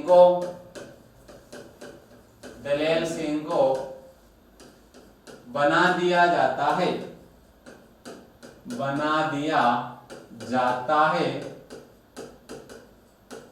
ध्यान देना साथियों, यहाँ पर सवाई जय सिंह ने अपनी बहन का विवाह कहाँ कर दिया, बूंदी, लेकिन बहुत समय तक इसके कोई संतान नहीं होने के कारण सवाई जय सिंह ने यहाँ पर हस्तक्षेप किया और अपनी मर्जी से, उसकी इच्छा से करवर का जागीरदार था कौन, सालिम सिंह, उसका पुत्र था दलेल सिंह, इसके साथ में इसकी पुत्री का विवाह कर दिया और इस दलेल सिंह को गांव का शासक बना देता है, बूंदी का शासक बना देता है। आप ध्यान देना, ये संयोग की बात है, जैसे ही ये शासक बना दलेल सिंह, उससे पहले तक अमर कुंवरी को कोई संतान नहीं थी, लेकिन जैसे ही शासक बनता है, इसके कुछ समय बाद ही अमर कुंवरी को एक संतान पैदा होती है और उसका नाम आप देखते हैं तो बूंदी का शासक आता है उम्मेद सिंह, जिसका नाम आता है।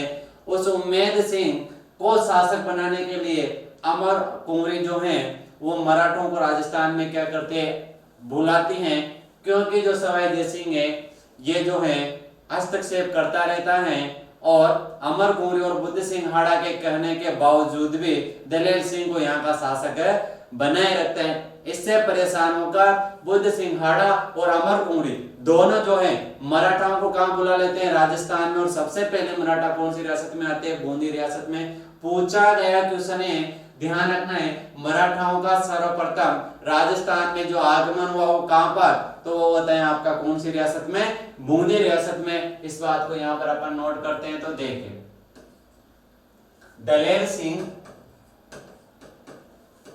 सिंह के शासक बनते ही, दलेल सिंह के शासक बनते ही कुछ समय पश्चात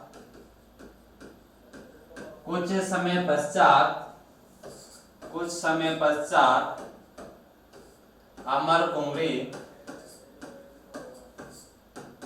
कुंवरी से पुत्र का जन्म होता है,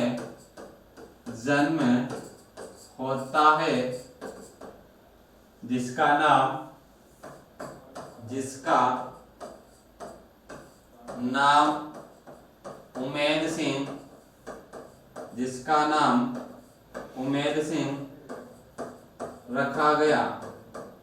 अब ध्यान दीजिएगा इधर, जब इस अमर कुंवरी का खुद का ही क्या है, इसका पुत्र है, तो फिर ये दलेल सिंह को यहाँ का शासक कैसे मान सकते हैं। साथियों आप सब जानते हैं कि जब इसका खुद का ही बेटा है, तो ये तो उसी को शासक बनाना चाहेगी।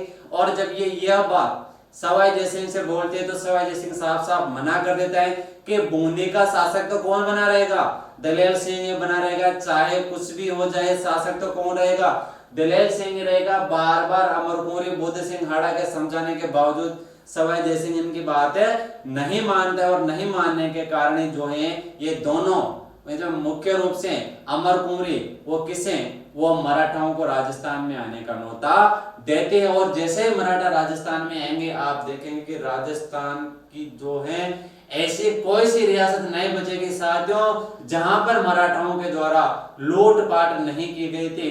मराठा एक ऐसी जाति थी जिन्हें किसी से कोई मतलब नहीं है, उन्हें केवल पैसे से मतलब था और मराठा केवल मात्र पैसे के लिए क्या करते थे, पैसे के लिए काम करते थे। उन्हें किसी से कोई मतलब नहीं था, किसी का बेटा हो, किसी का भाई हो, किसी की पत्नी हो, कोई भी हो, उन्हें अगर पैसा दिया जाएगा तो कोई सा भी कार्य करने के लिए क्या रहते थे, तैयार रहते थे। राजस्थान में सर्वप्रथम मराठाओं का जो मराठाओं का जो प्रवेश या आगमन जो होगा वो कहाँ होगा, वो होगा आपकी बूंदी रियासत में। तो उम्मेद सिंह नाम आ गया किसका, अमर कुंवरी के पुत्र का। आप ध्यान देना यहाँ पर नेक्स्ट पॉइंट नोट करते हैं, उम्मेद सिंह को शासक बनाने के लिए शासक बनाने के लिए, उम्मेद सिंह को शासक बनाने के लिए अमर कुंवरी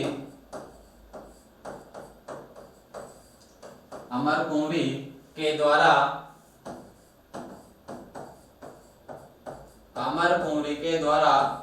मराठाओं को राजस्थान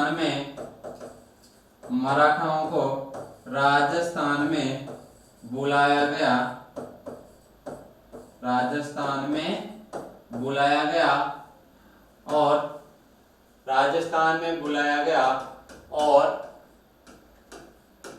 उपहार स्वरूप राखी और साथ में 6 लाख रुपए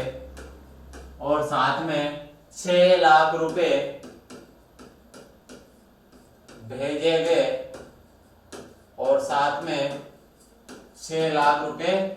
गए ये बात आपको ध्यान रखना है। देखिए अमर कुंवरी ने बुला लिया है मराठाओं को राजस्थान में और मराठाओं को राखी भेज दी, उपहार स्वरूप साथ में 6 लाख रुपए भेज दिए। अब मराठा कहाँ आएंगे? राजस्थान में। और अमर कुंवरी कहाँ पर? बूंदी में। बूंदी रियासत के रानी हैं। तो यहाँ पर नोट करके लिखेंगे, आप नोट लगा के लिखेंगे, ध्यान देना कि राजस्थान में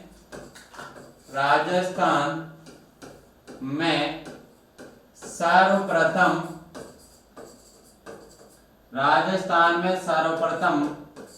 मराठाओं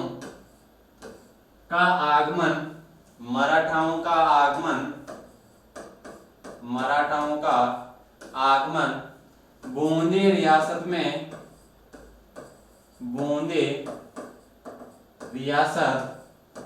में हुआ। कौन सी रियासत में हुआ? बूंदी रियासत में। ध्यान देना राजस्थान में मराठा सबसे पहले आ गए बूंदी रियासत में। अब देखिए आगे,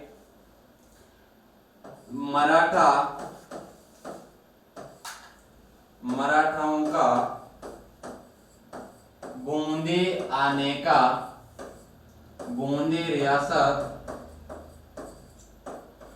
आने का प्रमुख उद्देश्य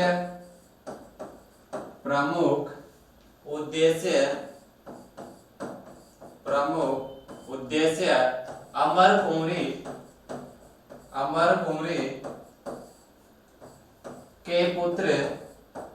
कुंवरी के पुत्र उम्मेद सिंह को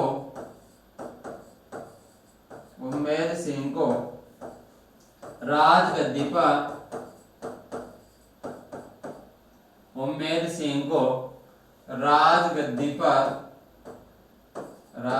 पर बिठाना था।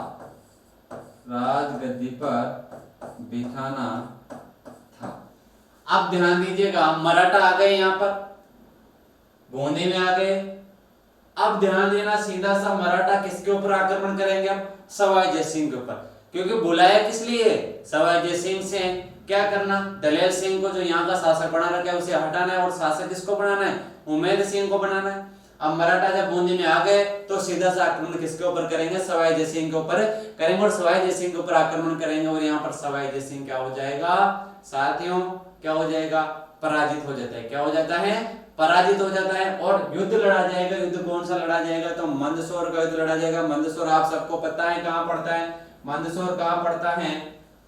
मंदसौर का युद्ध लड़ा जाएगा। तो यहाँ पर नेक्स्ट लिखते हैं, देखिए कौन सा युद्ध है? मंदसौर। और मंदसौर का जो युद्ध है किस किस के मध्य लड़ा जाएगा? तो ध्यान देना, मंदसौर का युद्ध किस किस के मध्य लड़ा जा रहा है? तो वो लड़ा जाएगा आपके किस किस के मध्य? तो एक तरफ सवाई जय सिंह हो जाएंगे और दूसरी तरफ कौन हो जाएंगे? मराठा। तो बात कब के? 1733 ईस्वी के। पेशवा सरकार है और वो कौन जीतेगा इसको? मराठा जीत जाते हैं। ध्यान देना, कौन जीत जाएंगे? मराठा जीत जाते हैं। तो यहाँ पर लिखते हैं युद्ध कौन सा है? तो देखिए मंदसौर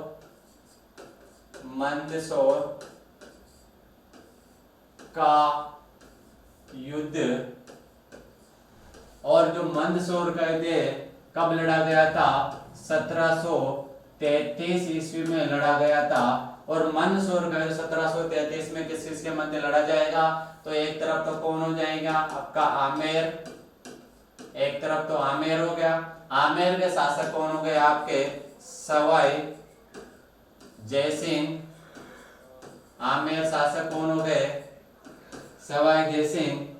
और दूसरा सामने कौन हो जाएंगे मराठा, मराठाओं की तरफ से जो सरदार था वो कौन था पेशवा बाजीराव, पेशवा बाजीराव कौन हो गए पेशवा बाजीराव। ध्यान देना दोनों के मध्य युद्ध लड़ा जा रहा है, साथियों ध्यान दीजिएगा दोनों के मध्य क्या किया जा रहा है युद्ध लड़ा जा रहा है। और इस युद्ध में जो है कौन जीतेगा, इसमें मराठा जीत जाते हैं। और मराठा जीतने के बाद में क्या करेंगे, मराठा किसके ऊपर दबाव बनाते हैं सवाई जयसिंह के ऊपर यहाँ पर दबाव बनाते हैं। तो देखिए यहाँ पर ध्यान दीजिएगा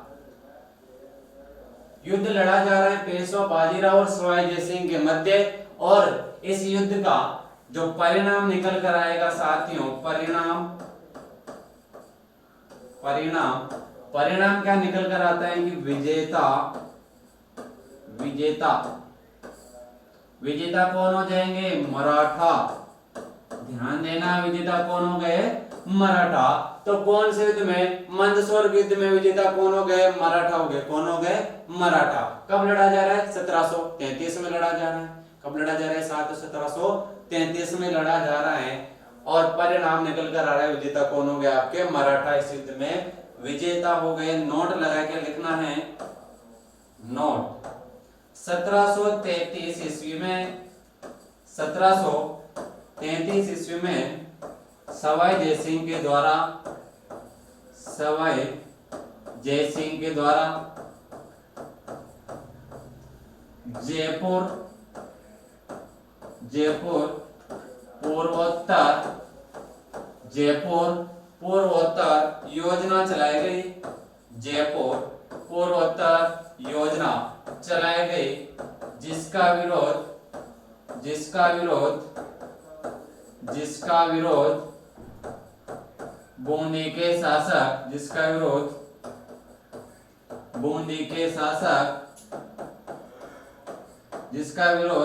बूंदी के शासक बुद्ध सिंह हाड़ा के द्वारा किया गया था। जिसका विरोध बुद्ध सिंह हाड़ा के साथ किया गया था।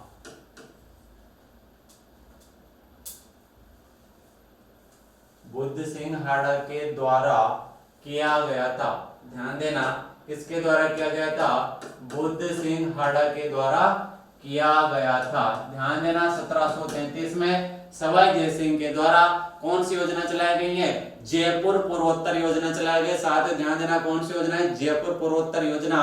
और जयपुर पूर्वोत्तर योजना जो है इसका विरोध करने वाला अगर बात करेंगे तो कौन हो जाएंगे, बुद्ध सिंह हाड़ा, जिन्होंने क्या किया, अपने पुत्र को शासक बनाने के लिए यहाँ पर मराठाओं के द्वारा किस पर आक्रमण करवाया, सवाई जयसिंह के ऊपर। और इसमें कौन हार जाता है, सवाई जयसिंह पराजित होता है। मंदसौर का मंदसौर मध्य प्रदेश में पड़ता है। 1733 में लड़ा गया युद्ध है। चलिए अब आगे बात करते हैं, इंपॉर्टेंट चीजें ध्यान रखना है।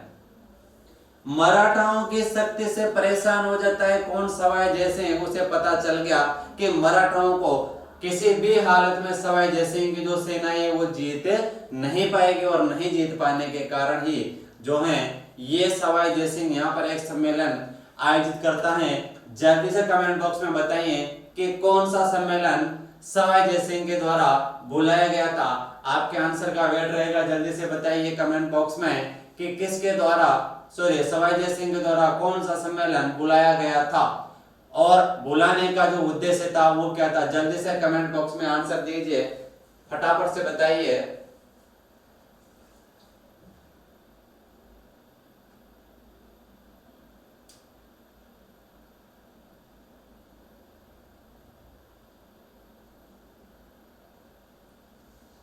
चले तो साथ में बात करते हैं।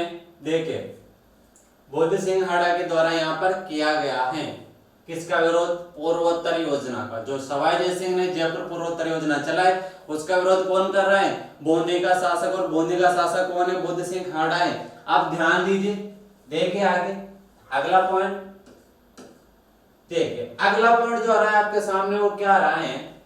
सवाई जय सिंह के द्वारा, सवाई जय सिंह के द्वारा, सवाई जय सिंह के द्वारा मराठाओं को राजस्थान से, मराठाओं को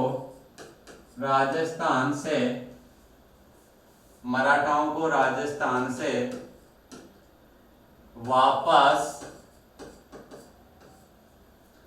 भगाने के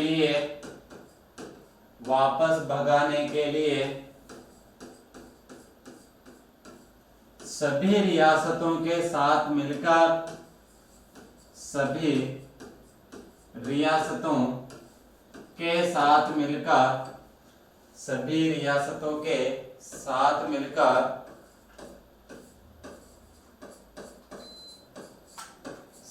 मिलकर एक सम्मेलन बुलाया गया।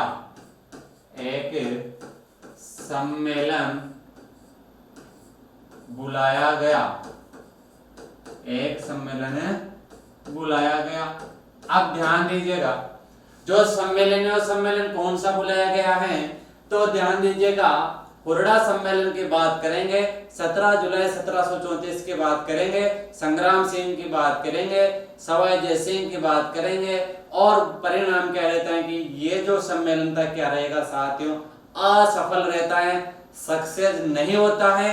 नहीं होने का कारण भी आपको पता है कि इस सवाई जय सिंह के द्वारा जो प्रक्रिया अपनाई गई थी उसके पक्ष में कुछ रियासतों के शासक आते हैं, कुछ रियासतों के शासक नहीं आते हैं। जब सभी रियासतों के शासकों का एकजुट या फिर एक मत नहीं होता है तो फिर सारे क्या करते हैं? सारे अलग हो जाते हैं। और जो जो सम्मेलन रहेगा वो कैसा रहता है?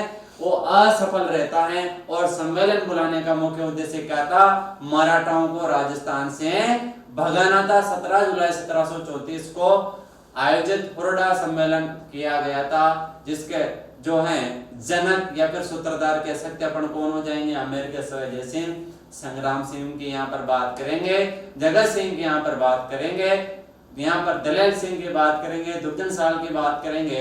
और साथियों मेन इंपॉर्टेंट आपको ध्यान रखना है कि हुरडा सम्मेलन बुलाने का जो मुख्य उद्देश्य था वो राजस्थान से मराठाओं को खदेड़ना या भगाना था। और जो है यहाँ से खदेड़ने के साथ ही ध्यान देना, मराठाओं के भगाने के लिए हुरडा सम्मेलन आयोजित किया गया जो कैसा रहा था? असफल रहा था। तो देखिए इस सम्मेलन के बारे में यहाँ पर अपन बात करते हैं। सम्मेलन कौन सा है? हुरडा सम्मेलन। और हुरडा सम्मेलन कब? 17 जुलाई 1734 के बाद यहाँ पर अपन करेंगे। ध्यान दीजिएगा, सम्मेलन कौन सा है? हुरडा सम्मेलन। ध्यान दीजिएगा, सम्मेलन हुरडा सम्मेलन है। और जो हुरडा सम्मेलन है साथियों, हुरडा सम्मेलन की डेट आप सबको पता है कब बुलाया गया था? 17 जुलाई 1734 में, 17 जुलाई 1734 में बुलाया गया था। ध्यान दीजिएगा।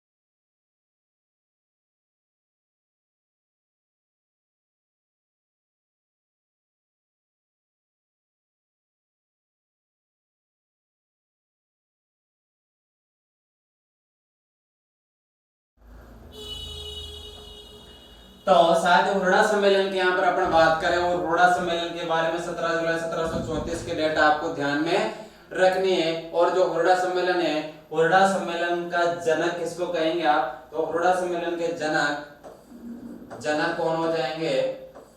कौन हो जाएंगे जनक, तो हो जाएंगे आपके सवाई जयसिंह। सवाई जयसिंह, सवाई जयसिंह यहाँ पर जनक हो जाते हैं। तय अध्यक्ष, तय अध्यक्ष, और जो तय अध्यक्ष है वो कौन हो जाएंगे आपके संग्राम सिंह द्वितीय, संग्राम सिंह द्वितीय। और अध्यक्षता, अध्यक्षता किसने की है, तो अध्यक्षता करने वाले कौन हो जाएंगे आपके, ध्यान देना, वो हो जाएंगे आपके जगत सिंह द्वितीय, जगत सिंह द्वितीय हो जाएंगे। ध्यान दीजिए साथियों, ये जो हुरडा सम्मेलन है, इस हुरडा सम्मेलन के जनक आपके सवाई जयसिंह के द्वारा बुलाया गया है। अध्यक्ष किसको बनाया था, संग्राम सिंह द्वितीय को, लेकिन इनके क्या हो जाते हैं, मृत्यु हो जाती है। और इसके बाद में जो अध्यक्षता करते हैं वो कौन करते हैं, जगत सिंह द्वितीय करते हैं। आगे देखिए, हुरडा सम्मेलन बुलाने का मुख्य उद्देश्य, मुख्य उद्देश्य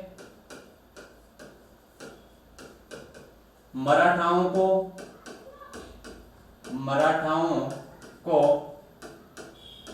राजस्थान से वापस, मराठाओं को राजस्थान से वापस भगाना, ठीक है। और परिणाम लिख देते हैं यहाँ पर, इस युद्ध के इस सम्मेलन के परिणाम क्या रहते हैं, तो ध्यान दीजिएगा साथियों, यह सम्मेलन असफल रहा, यह सम्मेलन क्या रहा है, असफल रहा है। बहुत सी बार पूछ लिया जाता है कि जो हुरडा सम्मेलन है, ये हुरडा सम्मेलन क्या रहा था, असफल रहा था। ध्यान दीजिएगा, कौन सा सम्मेलन, हुरडा सम्मेलन क्या रहा था, असफल रहा था। और जो हुरडा सम्मेलन है कहां पर आयोजित हुआ था, तो इसकी भी आपको पता रखना है। ध्यान दीजिएगा, यहाँ पर हुरडा सम्मेलन, और हुरडा सम्मेलन देखे कहां पर आता है आपका, भीलवाड़ा में। हुरडा स्थान कहां पर है, भीलवाड़ा, ठीक है साथियों। चलिए अब ध्यान देना, ये बात हो गई सम्मेलन असफल रहा, मतलब सवाई जयसिंह जो है उनके क्या होते हैं, यहाँ पर जो सम्मेलन बुलाया जाता है वो कैसा रहता है, असफल रहता है। और असफल रहने का कारण क्या रहता है कि सभी शासक, सभी रियासतें जो है वो एकजुट नहीं हो पाते और असफल रहता है। नेक्स्ट बात यहाँ पर करेंगे, देखिए मराठा और इस सवाई जयसिंह के मध्य फिर से युद्ध लड़ा जा रहा है। वो युद्ध कौन सा है, रामपुरा का युद्ध है, 1735 में लड़ा जा रहा है। और मराठा एक तरफ कौन है, सवाई जयसिंह। इसमें भी कौन जीतेंगे, इसमें भी कौन जीतेंगे साथियों, इसमें भी जीतेंगे कौन, मराठा जीतते हैं। तो यहाँ पर नोट करते हैं, रामपुरा का युद्ध, रामपुरा का युद्ध। और रामपुरा का युद्ध कहां पर लड़ा गया, भीलवाड़ा में। कब लड़ा गया है, 1735 में, 1735 ईस्वी में रामपुरा का युद्ध लड़ा गया है साथियों। ये आप सबको बहुत अच्छे से ध्यान में रखना है, कब लड़ा गया है, 1735 में लड़ा गया है। और किस किस के मध्य लड़ा जाएगा, तो एक तरफ तो कौन हो जाएंगे आपका आमेर, और आमेर के शासक कौन है, सवाई जयसिंह। आमेर शासक कौन है, सवाई जयसिंह। और दूसरी तरफ कौन है, मराठा। दूसरी तरफ कौन है साथियों, मराठा है। और मराठा में सब जो आएंगे आपके कौन आएंगे, मल्हार राव होलकर। ध्यान देना, कौन आ गए, मल्हार राव होलकर। और मल्हार राव होलकर और इसके मध्य युद्ध लड़ा गया। और इस युद्ध का जो परिणाम आता है, वो परिणाम क्या निकल कर आता है कि इस युद्ध का जो विजेता है वो कौन रहेंगे, मराठा रहेंगे। विजेता कौन हो जाएंगे, तो इस युद्ध में भी विजेता कौन हो गए, मराठा। ध्यान देना, इस युद्ध में भी विजय कौन हो गए, मराठा। मंदसौर के युद्ध में भी विजय कौन हो गए, मराठा। इस युद्ध में भी विजय कौन हो गए, मराठा हो जाएंगे। साथ ही ये आपको अच्छे से ध्यान में रखना है। तो ये अपन बात कर रहे हैं किसकी, सवाई जयसिंह की। और सवाई जयसिंह जो है उसके समय हुरडा सम्मेलन, उसके बाद रामपुरा का युद्ध हो गया है। अब सबसे इंपॉर्टेंट बात आपको जो ध्यान में रखनी है वो क्या रखनी है, देखिए इंपॉर्टेंट है, इंपॉर्टेंट है, वैसा क्वेश्चन पूछा जाता है। तो देखिए आपने पढ़ा, सबसे पहले मैंने आपको बताया कि जो तेजकरण या फिर दुले राय था, बात 1137 ईस्वी की है। तेजकरण दुले राय ने दौसा में बड़े गुर्जर को हराकर वहां पर अपना राज्य स्थापित किया। और 1137 में कछुआ वंश की नींव डाली थी। तो पहली राजधानी तो कछुआओं की कौन सी रही? दौसा। उसके बाद में आपने देखा कोकिल देव, बात 1207 ईस्वी की है। कोकिल देव के द्वारा किसे राजधानी बनाया गया था? किसे राजधानी बनाया गया था? आमेर को 1207 में राजधानी बनाया गया था। तो दूसरे नंबर की राजधानी कछुआओं की कौन सी हो जाएगी? आमेर हो जाएगी। और आमेर के बाद में कछुआओं की अगली जो राजधानी रहेगी वो कौन सी रहेगी? जयपुर रहेगी। साथ में कौन सी रहेगी? जयपुर। और जयपुर को किसने? सवाई जयसिंह ने क्या राजधानी बनाया था? और बात कब की है? जयपुर की स्थापना 18 नवंबर 1727 ईस्वी को हुई थी। और इसी समय जयपुर को कछुआ वंश से क्या बना दिया गया था? राजधानी। आमेर को तो किसने बनाया था? कोकिल देव के द्वारा बनाया गया था। तो यहाँ पर आप जयपुर की बात करेंगे। ये आपने सवाई जयसिंह के शासनकाल देख लिया, कौन कौन से बड़ा सम्मेलन, सारी बातें यहाँ पर हो चुकी हैं।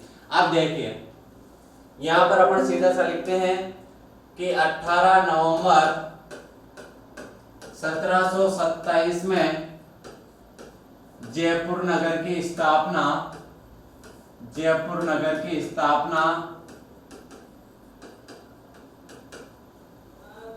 और कछुआओं की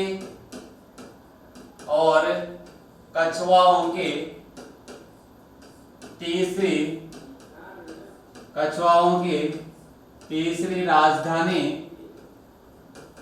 जयपुर को बनाया गया। कछुआओं की तीसरी राजधानी किसे बना दिया गया? जयपुर को बना दिया गया। किसे बना दिया गया? साथियों जयपुर को बना दिया। साथ में ध्यान रखना, अगर पूछा जाए आपसे कि समकोण की पद्धति पर बना हुआ शहर कौन सा है, तो जयपुर हो जाएगा। कौन सा हो जाएगा? जयपुर। जब जयपुर के निर्माण हुआ था उस समय जयपुर शहर के चारों ओर कुल 7 गेट बनाए गए थे। कितने गेट बनाए गए थे? 7 गेट बनाए गए थे।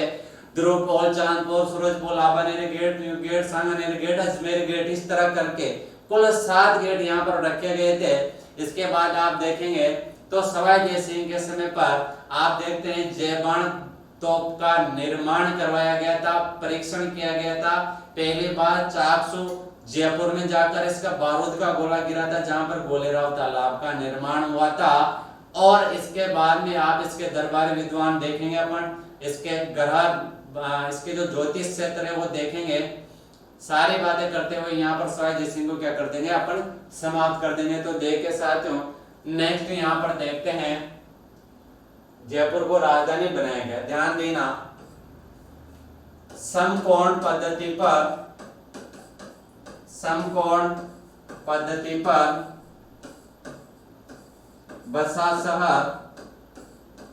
बसा शहर जयपुर है। बसा शहर जयपुर है। समकोण पद्धति पर बसा शहर कौन सा है? जयपुर है। जयपुर नगर की स्थापना के समय, जयपुर नगर की स्थापना के समय कुल 7 गेट बनाए गए।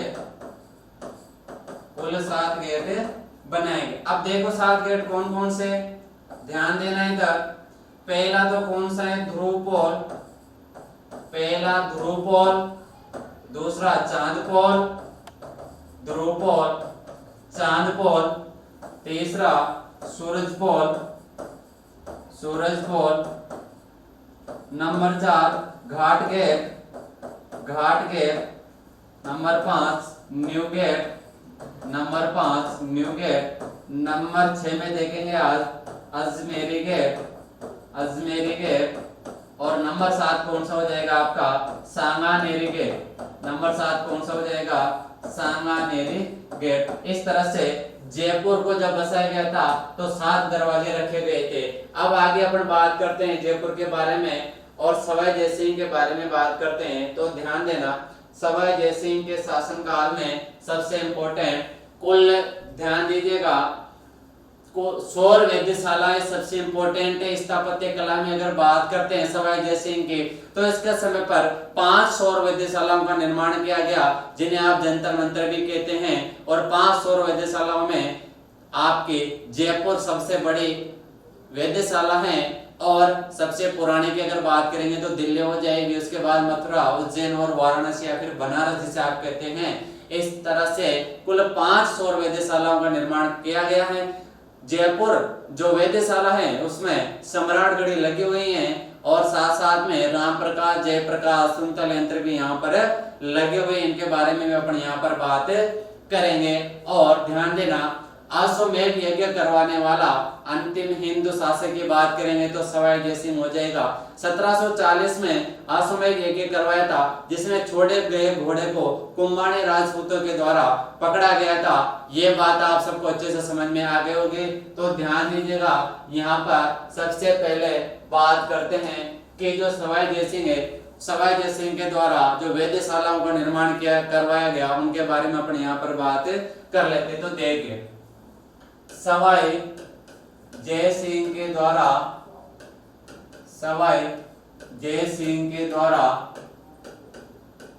सौर वेधशालाओं का, सौर वेधशालाओं का, सौर वेधशालाओं का निर्माण करवाया गया, सौर वेधशालाओं का निर्माण करवाया गया, जिन्हें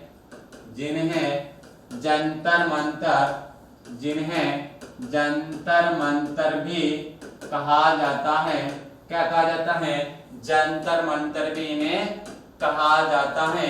और 5 सौर वेधशालाएं कौन कौन सी हैं उसके बारे में बात कर लेते हैं। ध्यान दीजिएगा, के बारे में बात करते हैं। सबसे पहले कौन सी हो जाएगी? आपकी दिल्ली हो जाएगी। कौन सी होगी? सबसे पहले दिल्ली।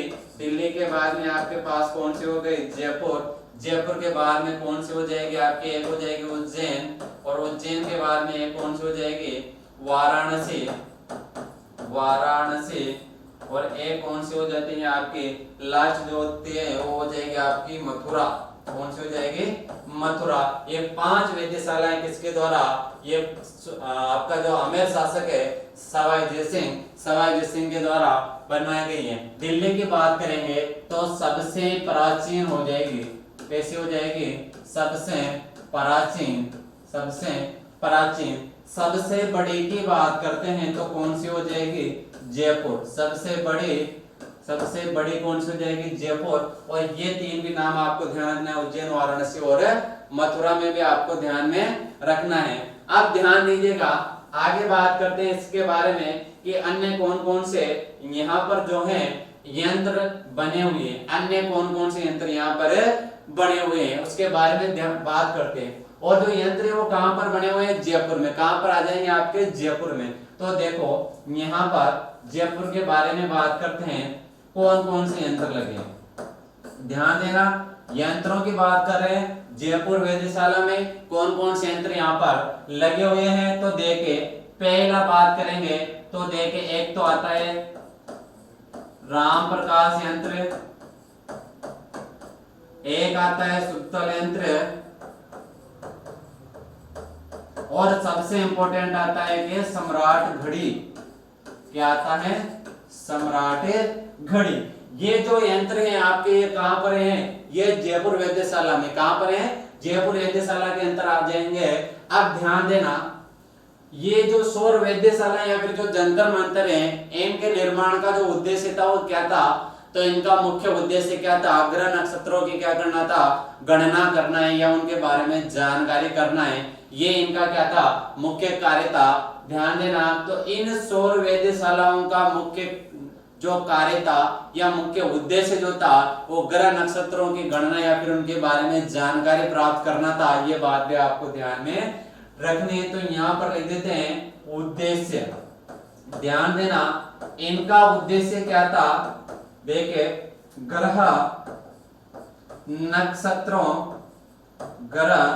नक्षत्रों की गणना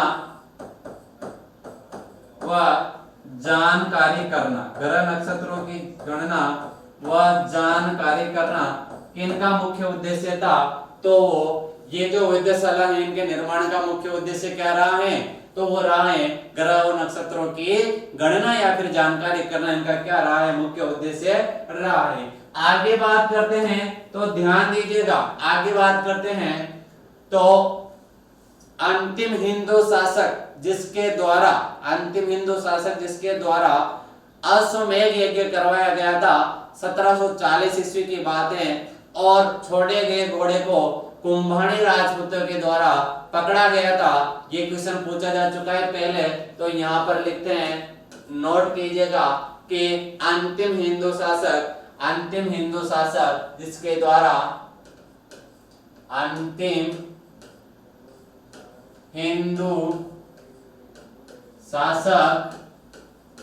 अंतिम हिंदू शासक सवाई जयसिंह थे, जिन्होंने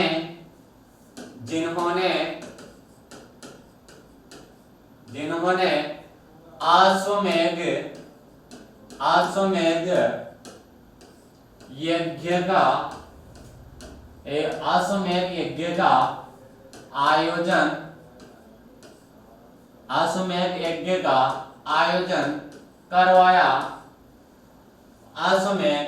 का आयोजन करवाया और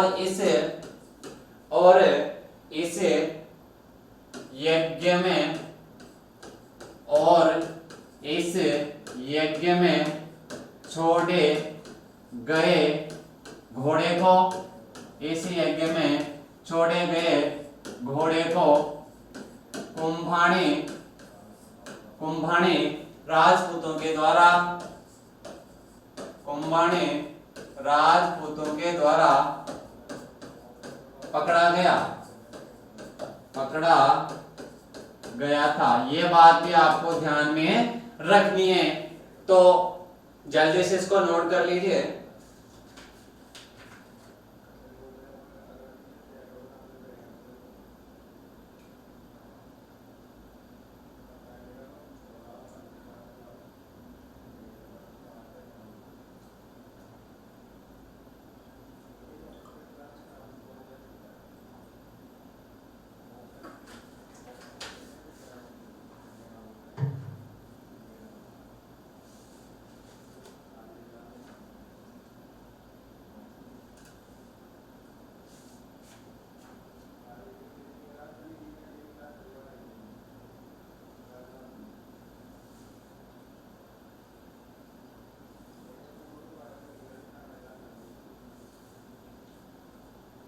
तो चलिए साथियों आगे बात करते हैं, किसके द्वारा पकड़ा गया था, कुंभाणी राजपूतों के द्वारा इसे पकड़ा गया था।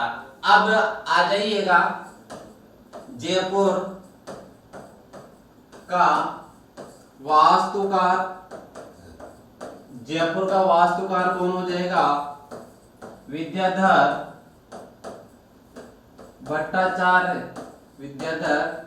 भट्टाचार्य। ये जयपुर के क्या हो जाएंगे, जयपुर के वास्तुकार। जयपुर की नींव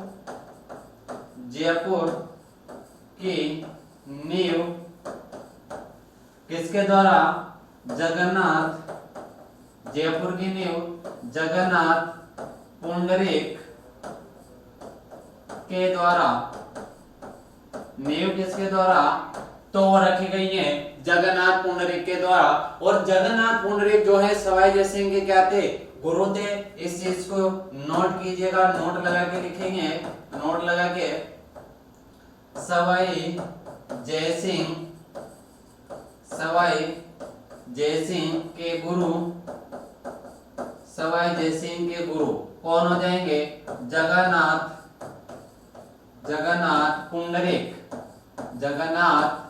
पुंडरीक। ये किसके गुरु हो गए, सवाई जयसिंह के यहाँ पर गुरु हो जाते हैं। तो यहाँ तक की बात आप सबको अच्छे से समझ में आ गए होंगे। अब आगे बात करते हैं, ध्यान दीजिएगा, इसके बाद में इसकी स्थापत्य कला में अपन देखेंगे। तो गोविंद देव जी के मंदिर का निर्माण आएगा, कल्की माता मंदिर का निर्माण आएगा, आप देखेंगे तो जयगढ़ दुर्ग में जयबाण तोप का निर्माण आएगा। ये सारी बातें अपने इनके समय पर करेंगे। और इनका सवाई जय सिंह का जो शासनकाल है इसे यहाँ क्या विधिवत रूप से समाप्त करेंगे। तो ध्यान दीजिएगा आगे नेक्स्ट ध्यान दीजिएगा जयपुर में, ध्यान दीजिए जयपुर में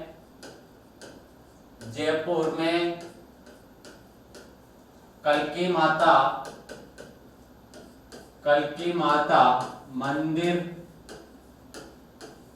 माता मंदिर निर्माण। दूसरा पॉइंट लिखेंगे गोविंद देव जी मंदिर निर्माण, गोविंद देव जी मंदिर निर्माण।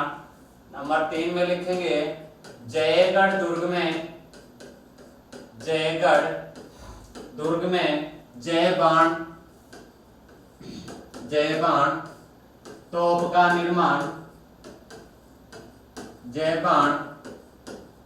निर्माण, और साथियों ध्यान में रखना है कि ये जो जयबाण तोप है इस जयबाण तोप का परीक्षण किया गया था और जो बारूद का गोला था वो चाकसू जयपुर में जाकर गिरा था। आगे देखेंगे तो नाहरगढ़ दुर्ग का निर्माण, नाहरगढ़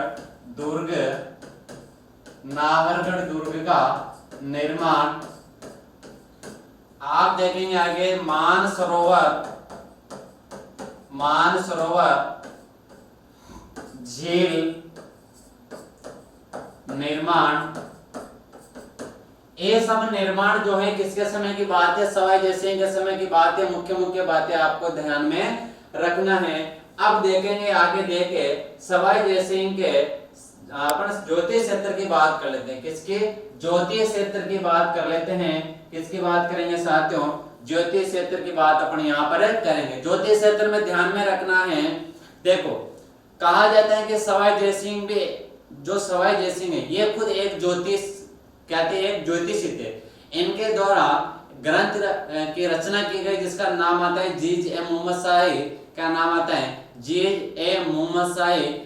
ये जो ग्रंथ है कहा जाता है कि यह नक्षत्रों पर आधारित है। किस पर आधारित है, नक्षत्रों पर आधारित है। और इसकी रचना किसके द्वारा की गई है, तो रचना की गई है किसके द्वारा, तो सवाई जय सिंह के द्वारा। किसके द्वारा, सवाई जय सिंह के द्वारा। इसके बाद आप देखेंगे तो जगन्नाथ पुंडरीक आते हैं, इनके एक आते हैं केवल राम, ये इनके क्या आते हैं ज्योतिष क्षेत्र में विद्वान आते हैं। और इनके अगर आश्रित कवियों की अपन बात करेंगे तो कृष्ण भट्ट का नाम मुख्य रूप से लिया जाता है।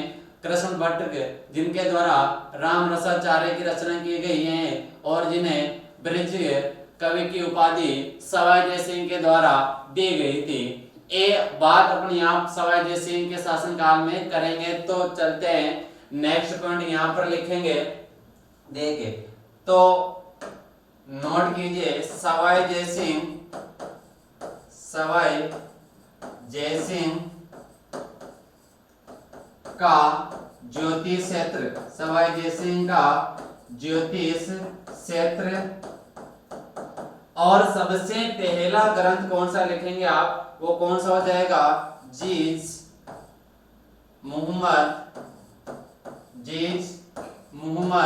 शाही। कौन सा हो गया, जीज मोहम्मद शाही। और जीज मोहम्मद शाही, तो यह ग्रंथ किस पर आधारित है, यह ग्रंथ नक्षत्रों पर, यह ग्रंथ नक्षत्रों पर आधारित है। किस पर आधारित है, नक्षत्रों पर आधारित है। किस पर आधारित है, नक्षत्रों पर आधारित है। आगे बात करते हैं नंबर 2 ग्रंथ आता है जय सिंह कारिका। दूसरा ग्रंथ कौन सा आता है, जय सिंह कारिका। ये ग्रंथ इनके हो जाते हैं। अब इनके अपन दरबारी ज्योतिष की बात करेंगे, ज्योतिष विद्वान। इनके दरबार में दरबारी ज्योतिष विद्वान कौन कौन से हैं, तो सबसे पहले तो कौन आएंगे, जगन्नाथ पुंडरीक, जो सवाई जय सिंह के क्या साथियों गुरु हैं। और नंबर 2 पर अपन किसका नाम लिखेंगे, केवल राम। किसका नाम है, केवल राम। और नंबर 3 में नयन मुखोपाध्याय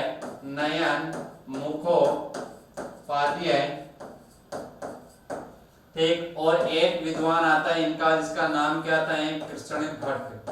क्या नाम आता है, कृष्ण भट्ट। ये इनके क्या है साथियों, ये इनके ज्योतिष विद्वान। अब इनके बारे में अपन देखे बात करेंगे तो ज्योतिष विद्वान में कि जगन्नाथ पुंडरीक जो है इन्होंने क्या किया था। देखिए जगन्नाथ पुंडरीक के बारे में बात करेंगे। जगन्नाथ पुंडरीक के द्वारा एक पुस्तक है टोलेमी, एक व्यक्ति का नाम आता है टोलेमी। टोलेमी की पुस्तक कौन सी है, अल्मागेस्ट। उस अल्मागेस्ट पुस्तक का इनके द्वारा संस्कृत में अनुवाद किया गया था। किनके द्वारा, तो वो किया गया है किनके द्वारा, जगन्नाथ पुंडरीक के द्वारा। किनके द्वारा, जगन्नाथ पुंडरीक के द्वारा। दूसरा, ये जो केवल राम है, इन केवल राम के द्वारा एक जय नीरस नाम का एक ग्रंथ लिखा गया था। किस नाम सा, नीरस। नीरस नाम का एक ग्रंथ लिखा गया है। और नयन मुखोपाध्याय ने एक अरबी ग्रंथ था उकर, जिसका नाम आता है उकर। उस उकर का किसमें अनुवाद किया, संस्कृत में अनुवाद किया है। और जो कृष्ण भट्ट हैं, कृष्ण भट्ट ने इन्हें राम रसाचार्य जो हैं उसके उपाधि या फिर यूं कह देगी इस ग्रंथ की क्या की गई है, रचना की गई है। और ये इनके क्या हो जाते हैं, दरबारी विद्वान हो जाते हैं। आप देखें ये सारी बात होने के बाद में यहाँ पर कई बार आपसे पूछ लिया जाता है कि जो जयपुर है, जयपुर की तुलना किससे की गई है, तो जयपुर की तुलना चीन के कैंटिना शहर से की गई है। और अगर सुंदरता की बात करते हैं तो पेरिस से की गई है। और अगर आकर्षकता की बात करेंगे तो हंगरी की राजधानी आते हैं बुडापेस्ट, उसके समान इसकी आकर्षकता को बताया गया है। ये किसके बारे में, जयपुर के बारे में। तो इसको अपन यहाँ पर क्या करेंगे साथियों, नोट कर लेते हैं। देखिए जयपुर की तुलना, जयपुर की तुलना चीन के कैंटिना शहर से की गई। चीन के कैंटिना शहर से, चीन के कैंटिना शहर से की गई। जयपुर की सुंदरता, जयपुर की सुंदरता पेरिस के समान, पेरिस के समान बताई गई हैं, बताई गई हैं। इसके समान बताई गई है, पेरिस के समान बताई गई है। तो साथियों ये अपन यहाँ पर किसके बारे में, सवाई जयसिंह के बारे में अपन यहाँ पर बात कर रहे थे। और मैंने आपको जो सवाई जयसिंह है इनके बारे में बहुत विस्तार से यहाँ पर बताया है।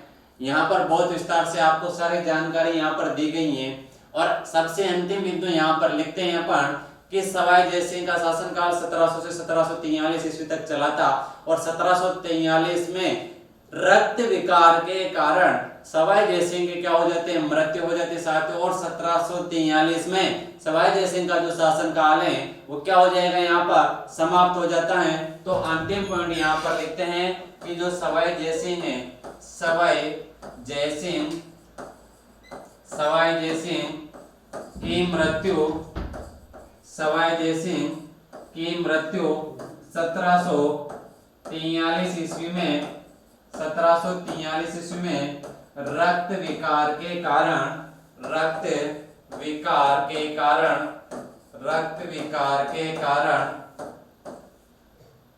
किसके कारण हो गई, रक्त विकार के कारण हो जाती हैं। और जब इनकी मृत्यु हो जाती है तो फिर इनका शासनकाल यहाँ पर क्या हो जाता है साथियों, समाप्त हो जाता है। आप देखें यहाँ पर 1743 के बाद में आपका जो अगला शासक बनेगा वो ईश्वरी सिंह आएगा। ध्यान देना, मैंने आपको देवारी का समझौता बताया यहाँ पर 1707-8 में। वहां पर अमर सिंह द्वितीय मेवाड़ शासक ने अपनी पुत्री चंद्रा कंवर का विवाह शर्त के साथ किया था कि मेरी पुत्री की संतान ही आमेर का अगला शासक बनेगी। लेकिन जैसे ही इसकी क्या होती है, मृत्यु होती है, वैसे शर्त का क्या हो जाता है, उल्लंघन हो जाता है।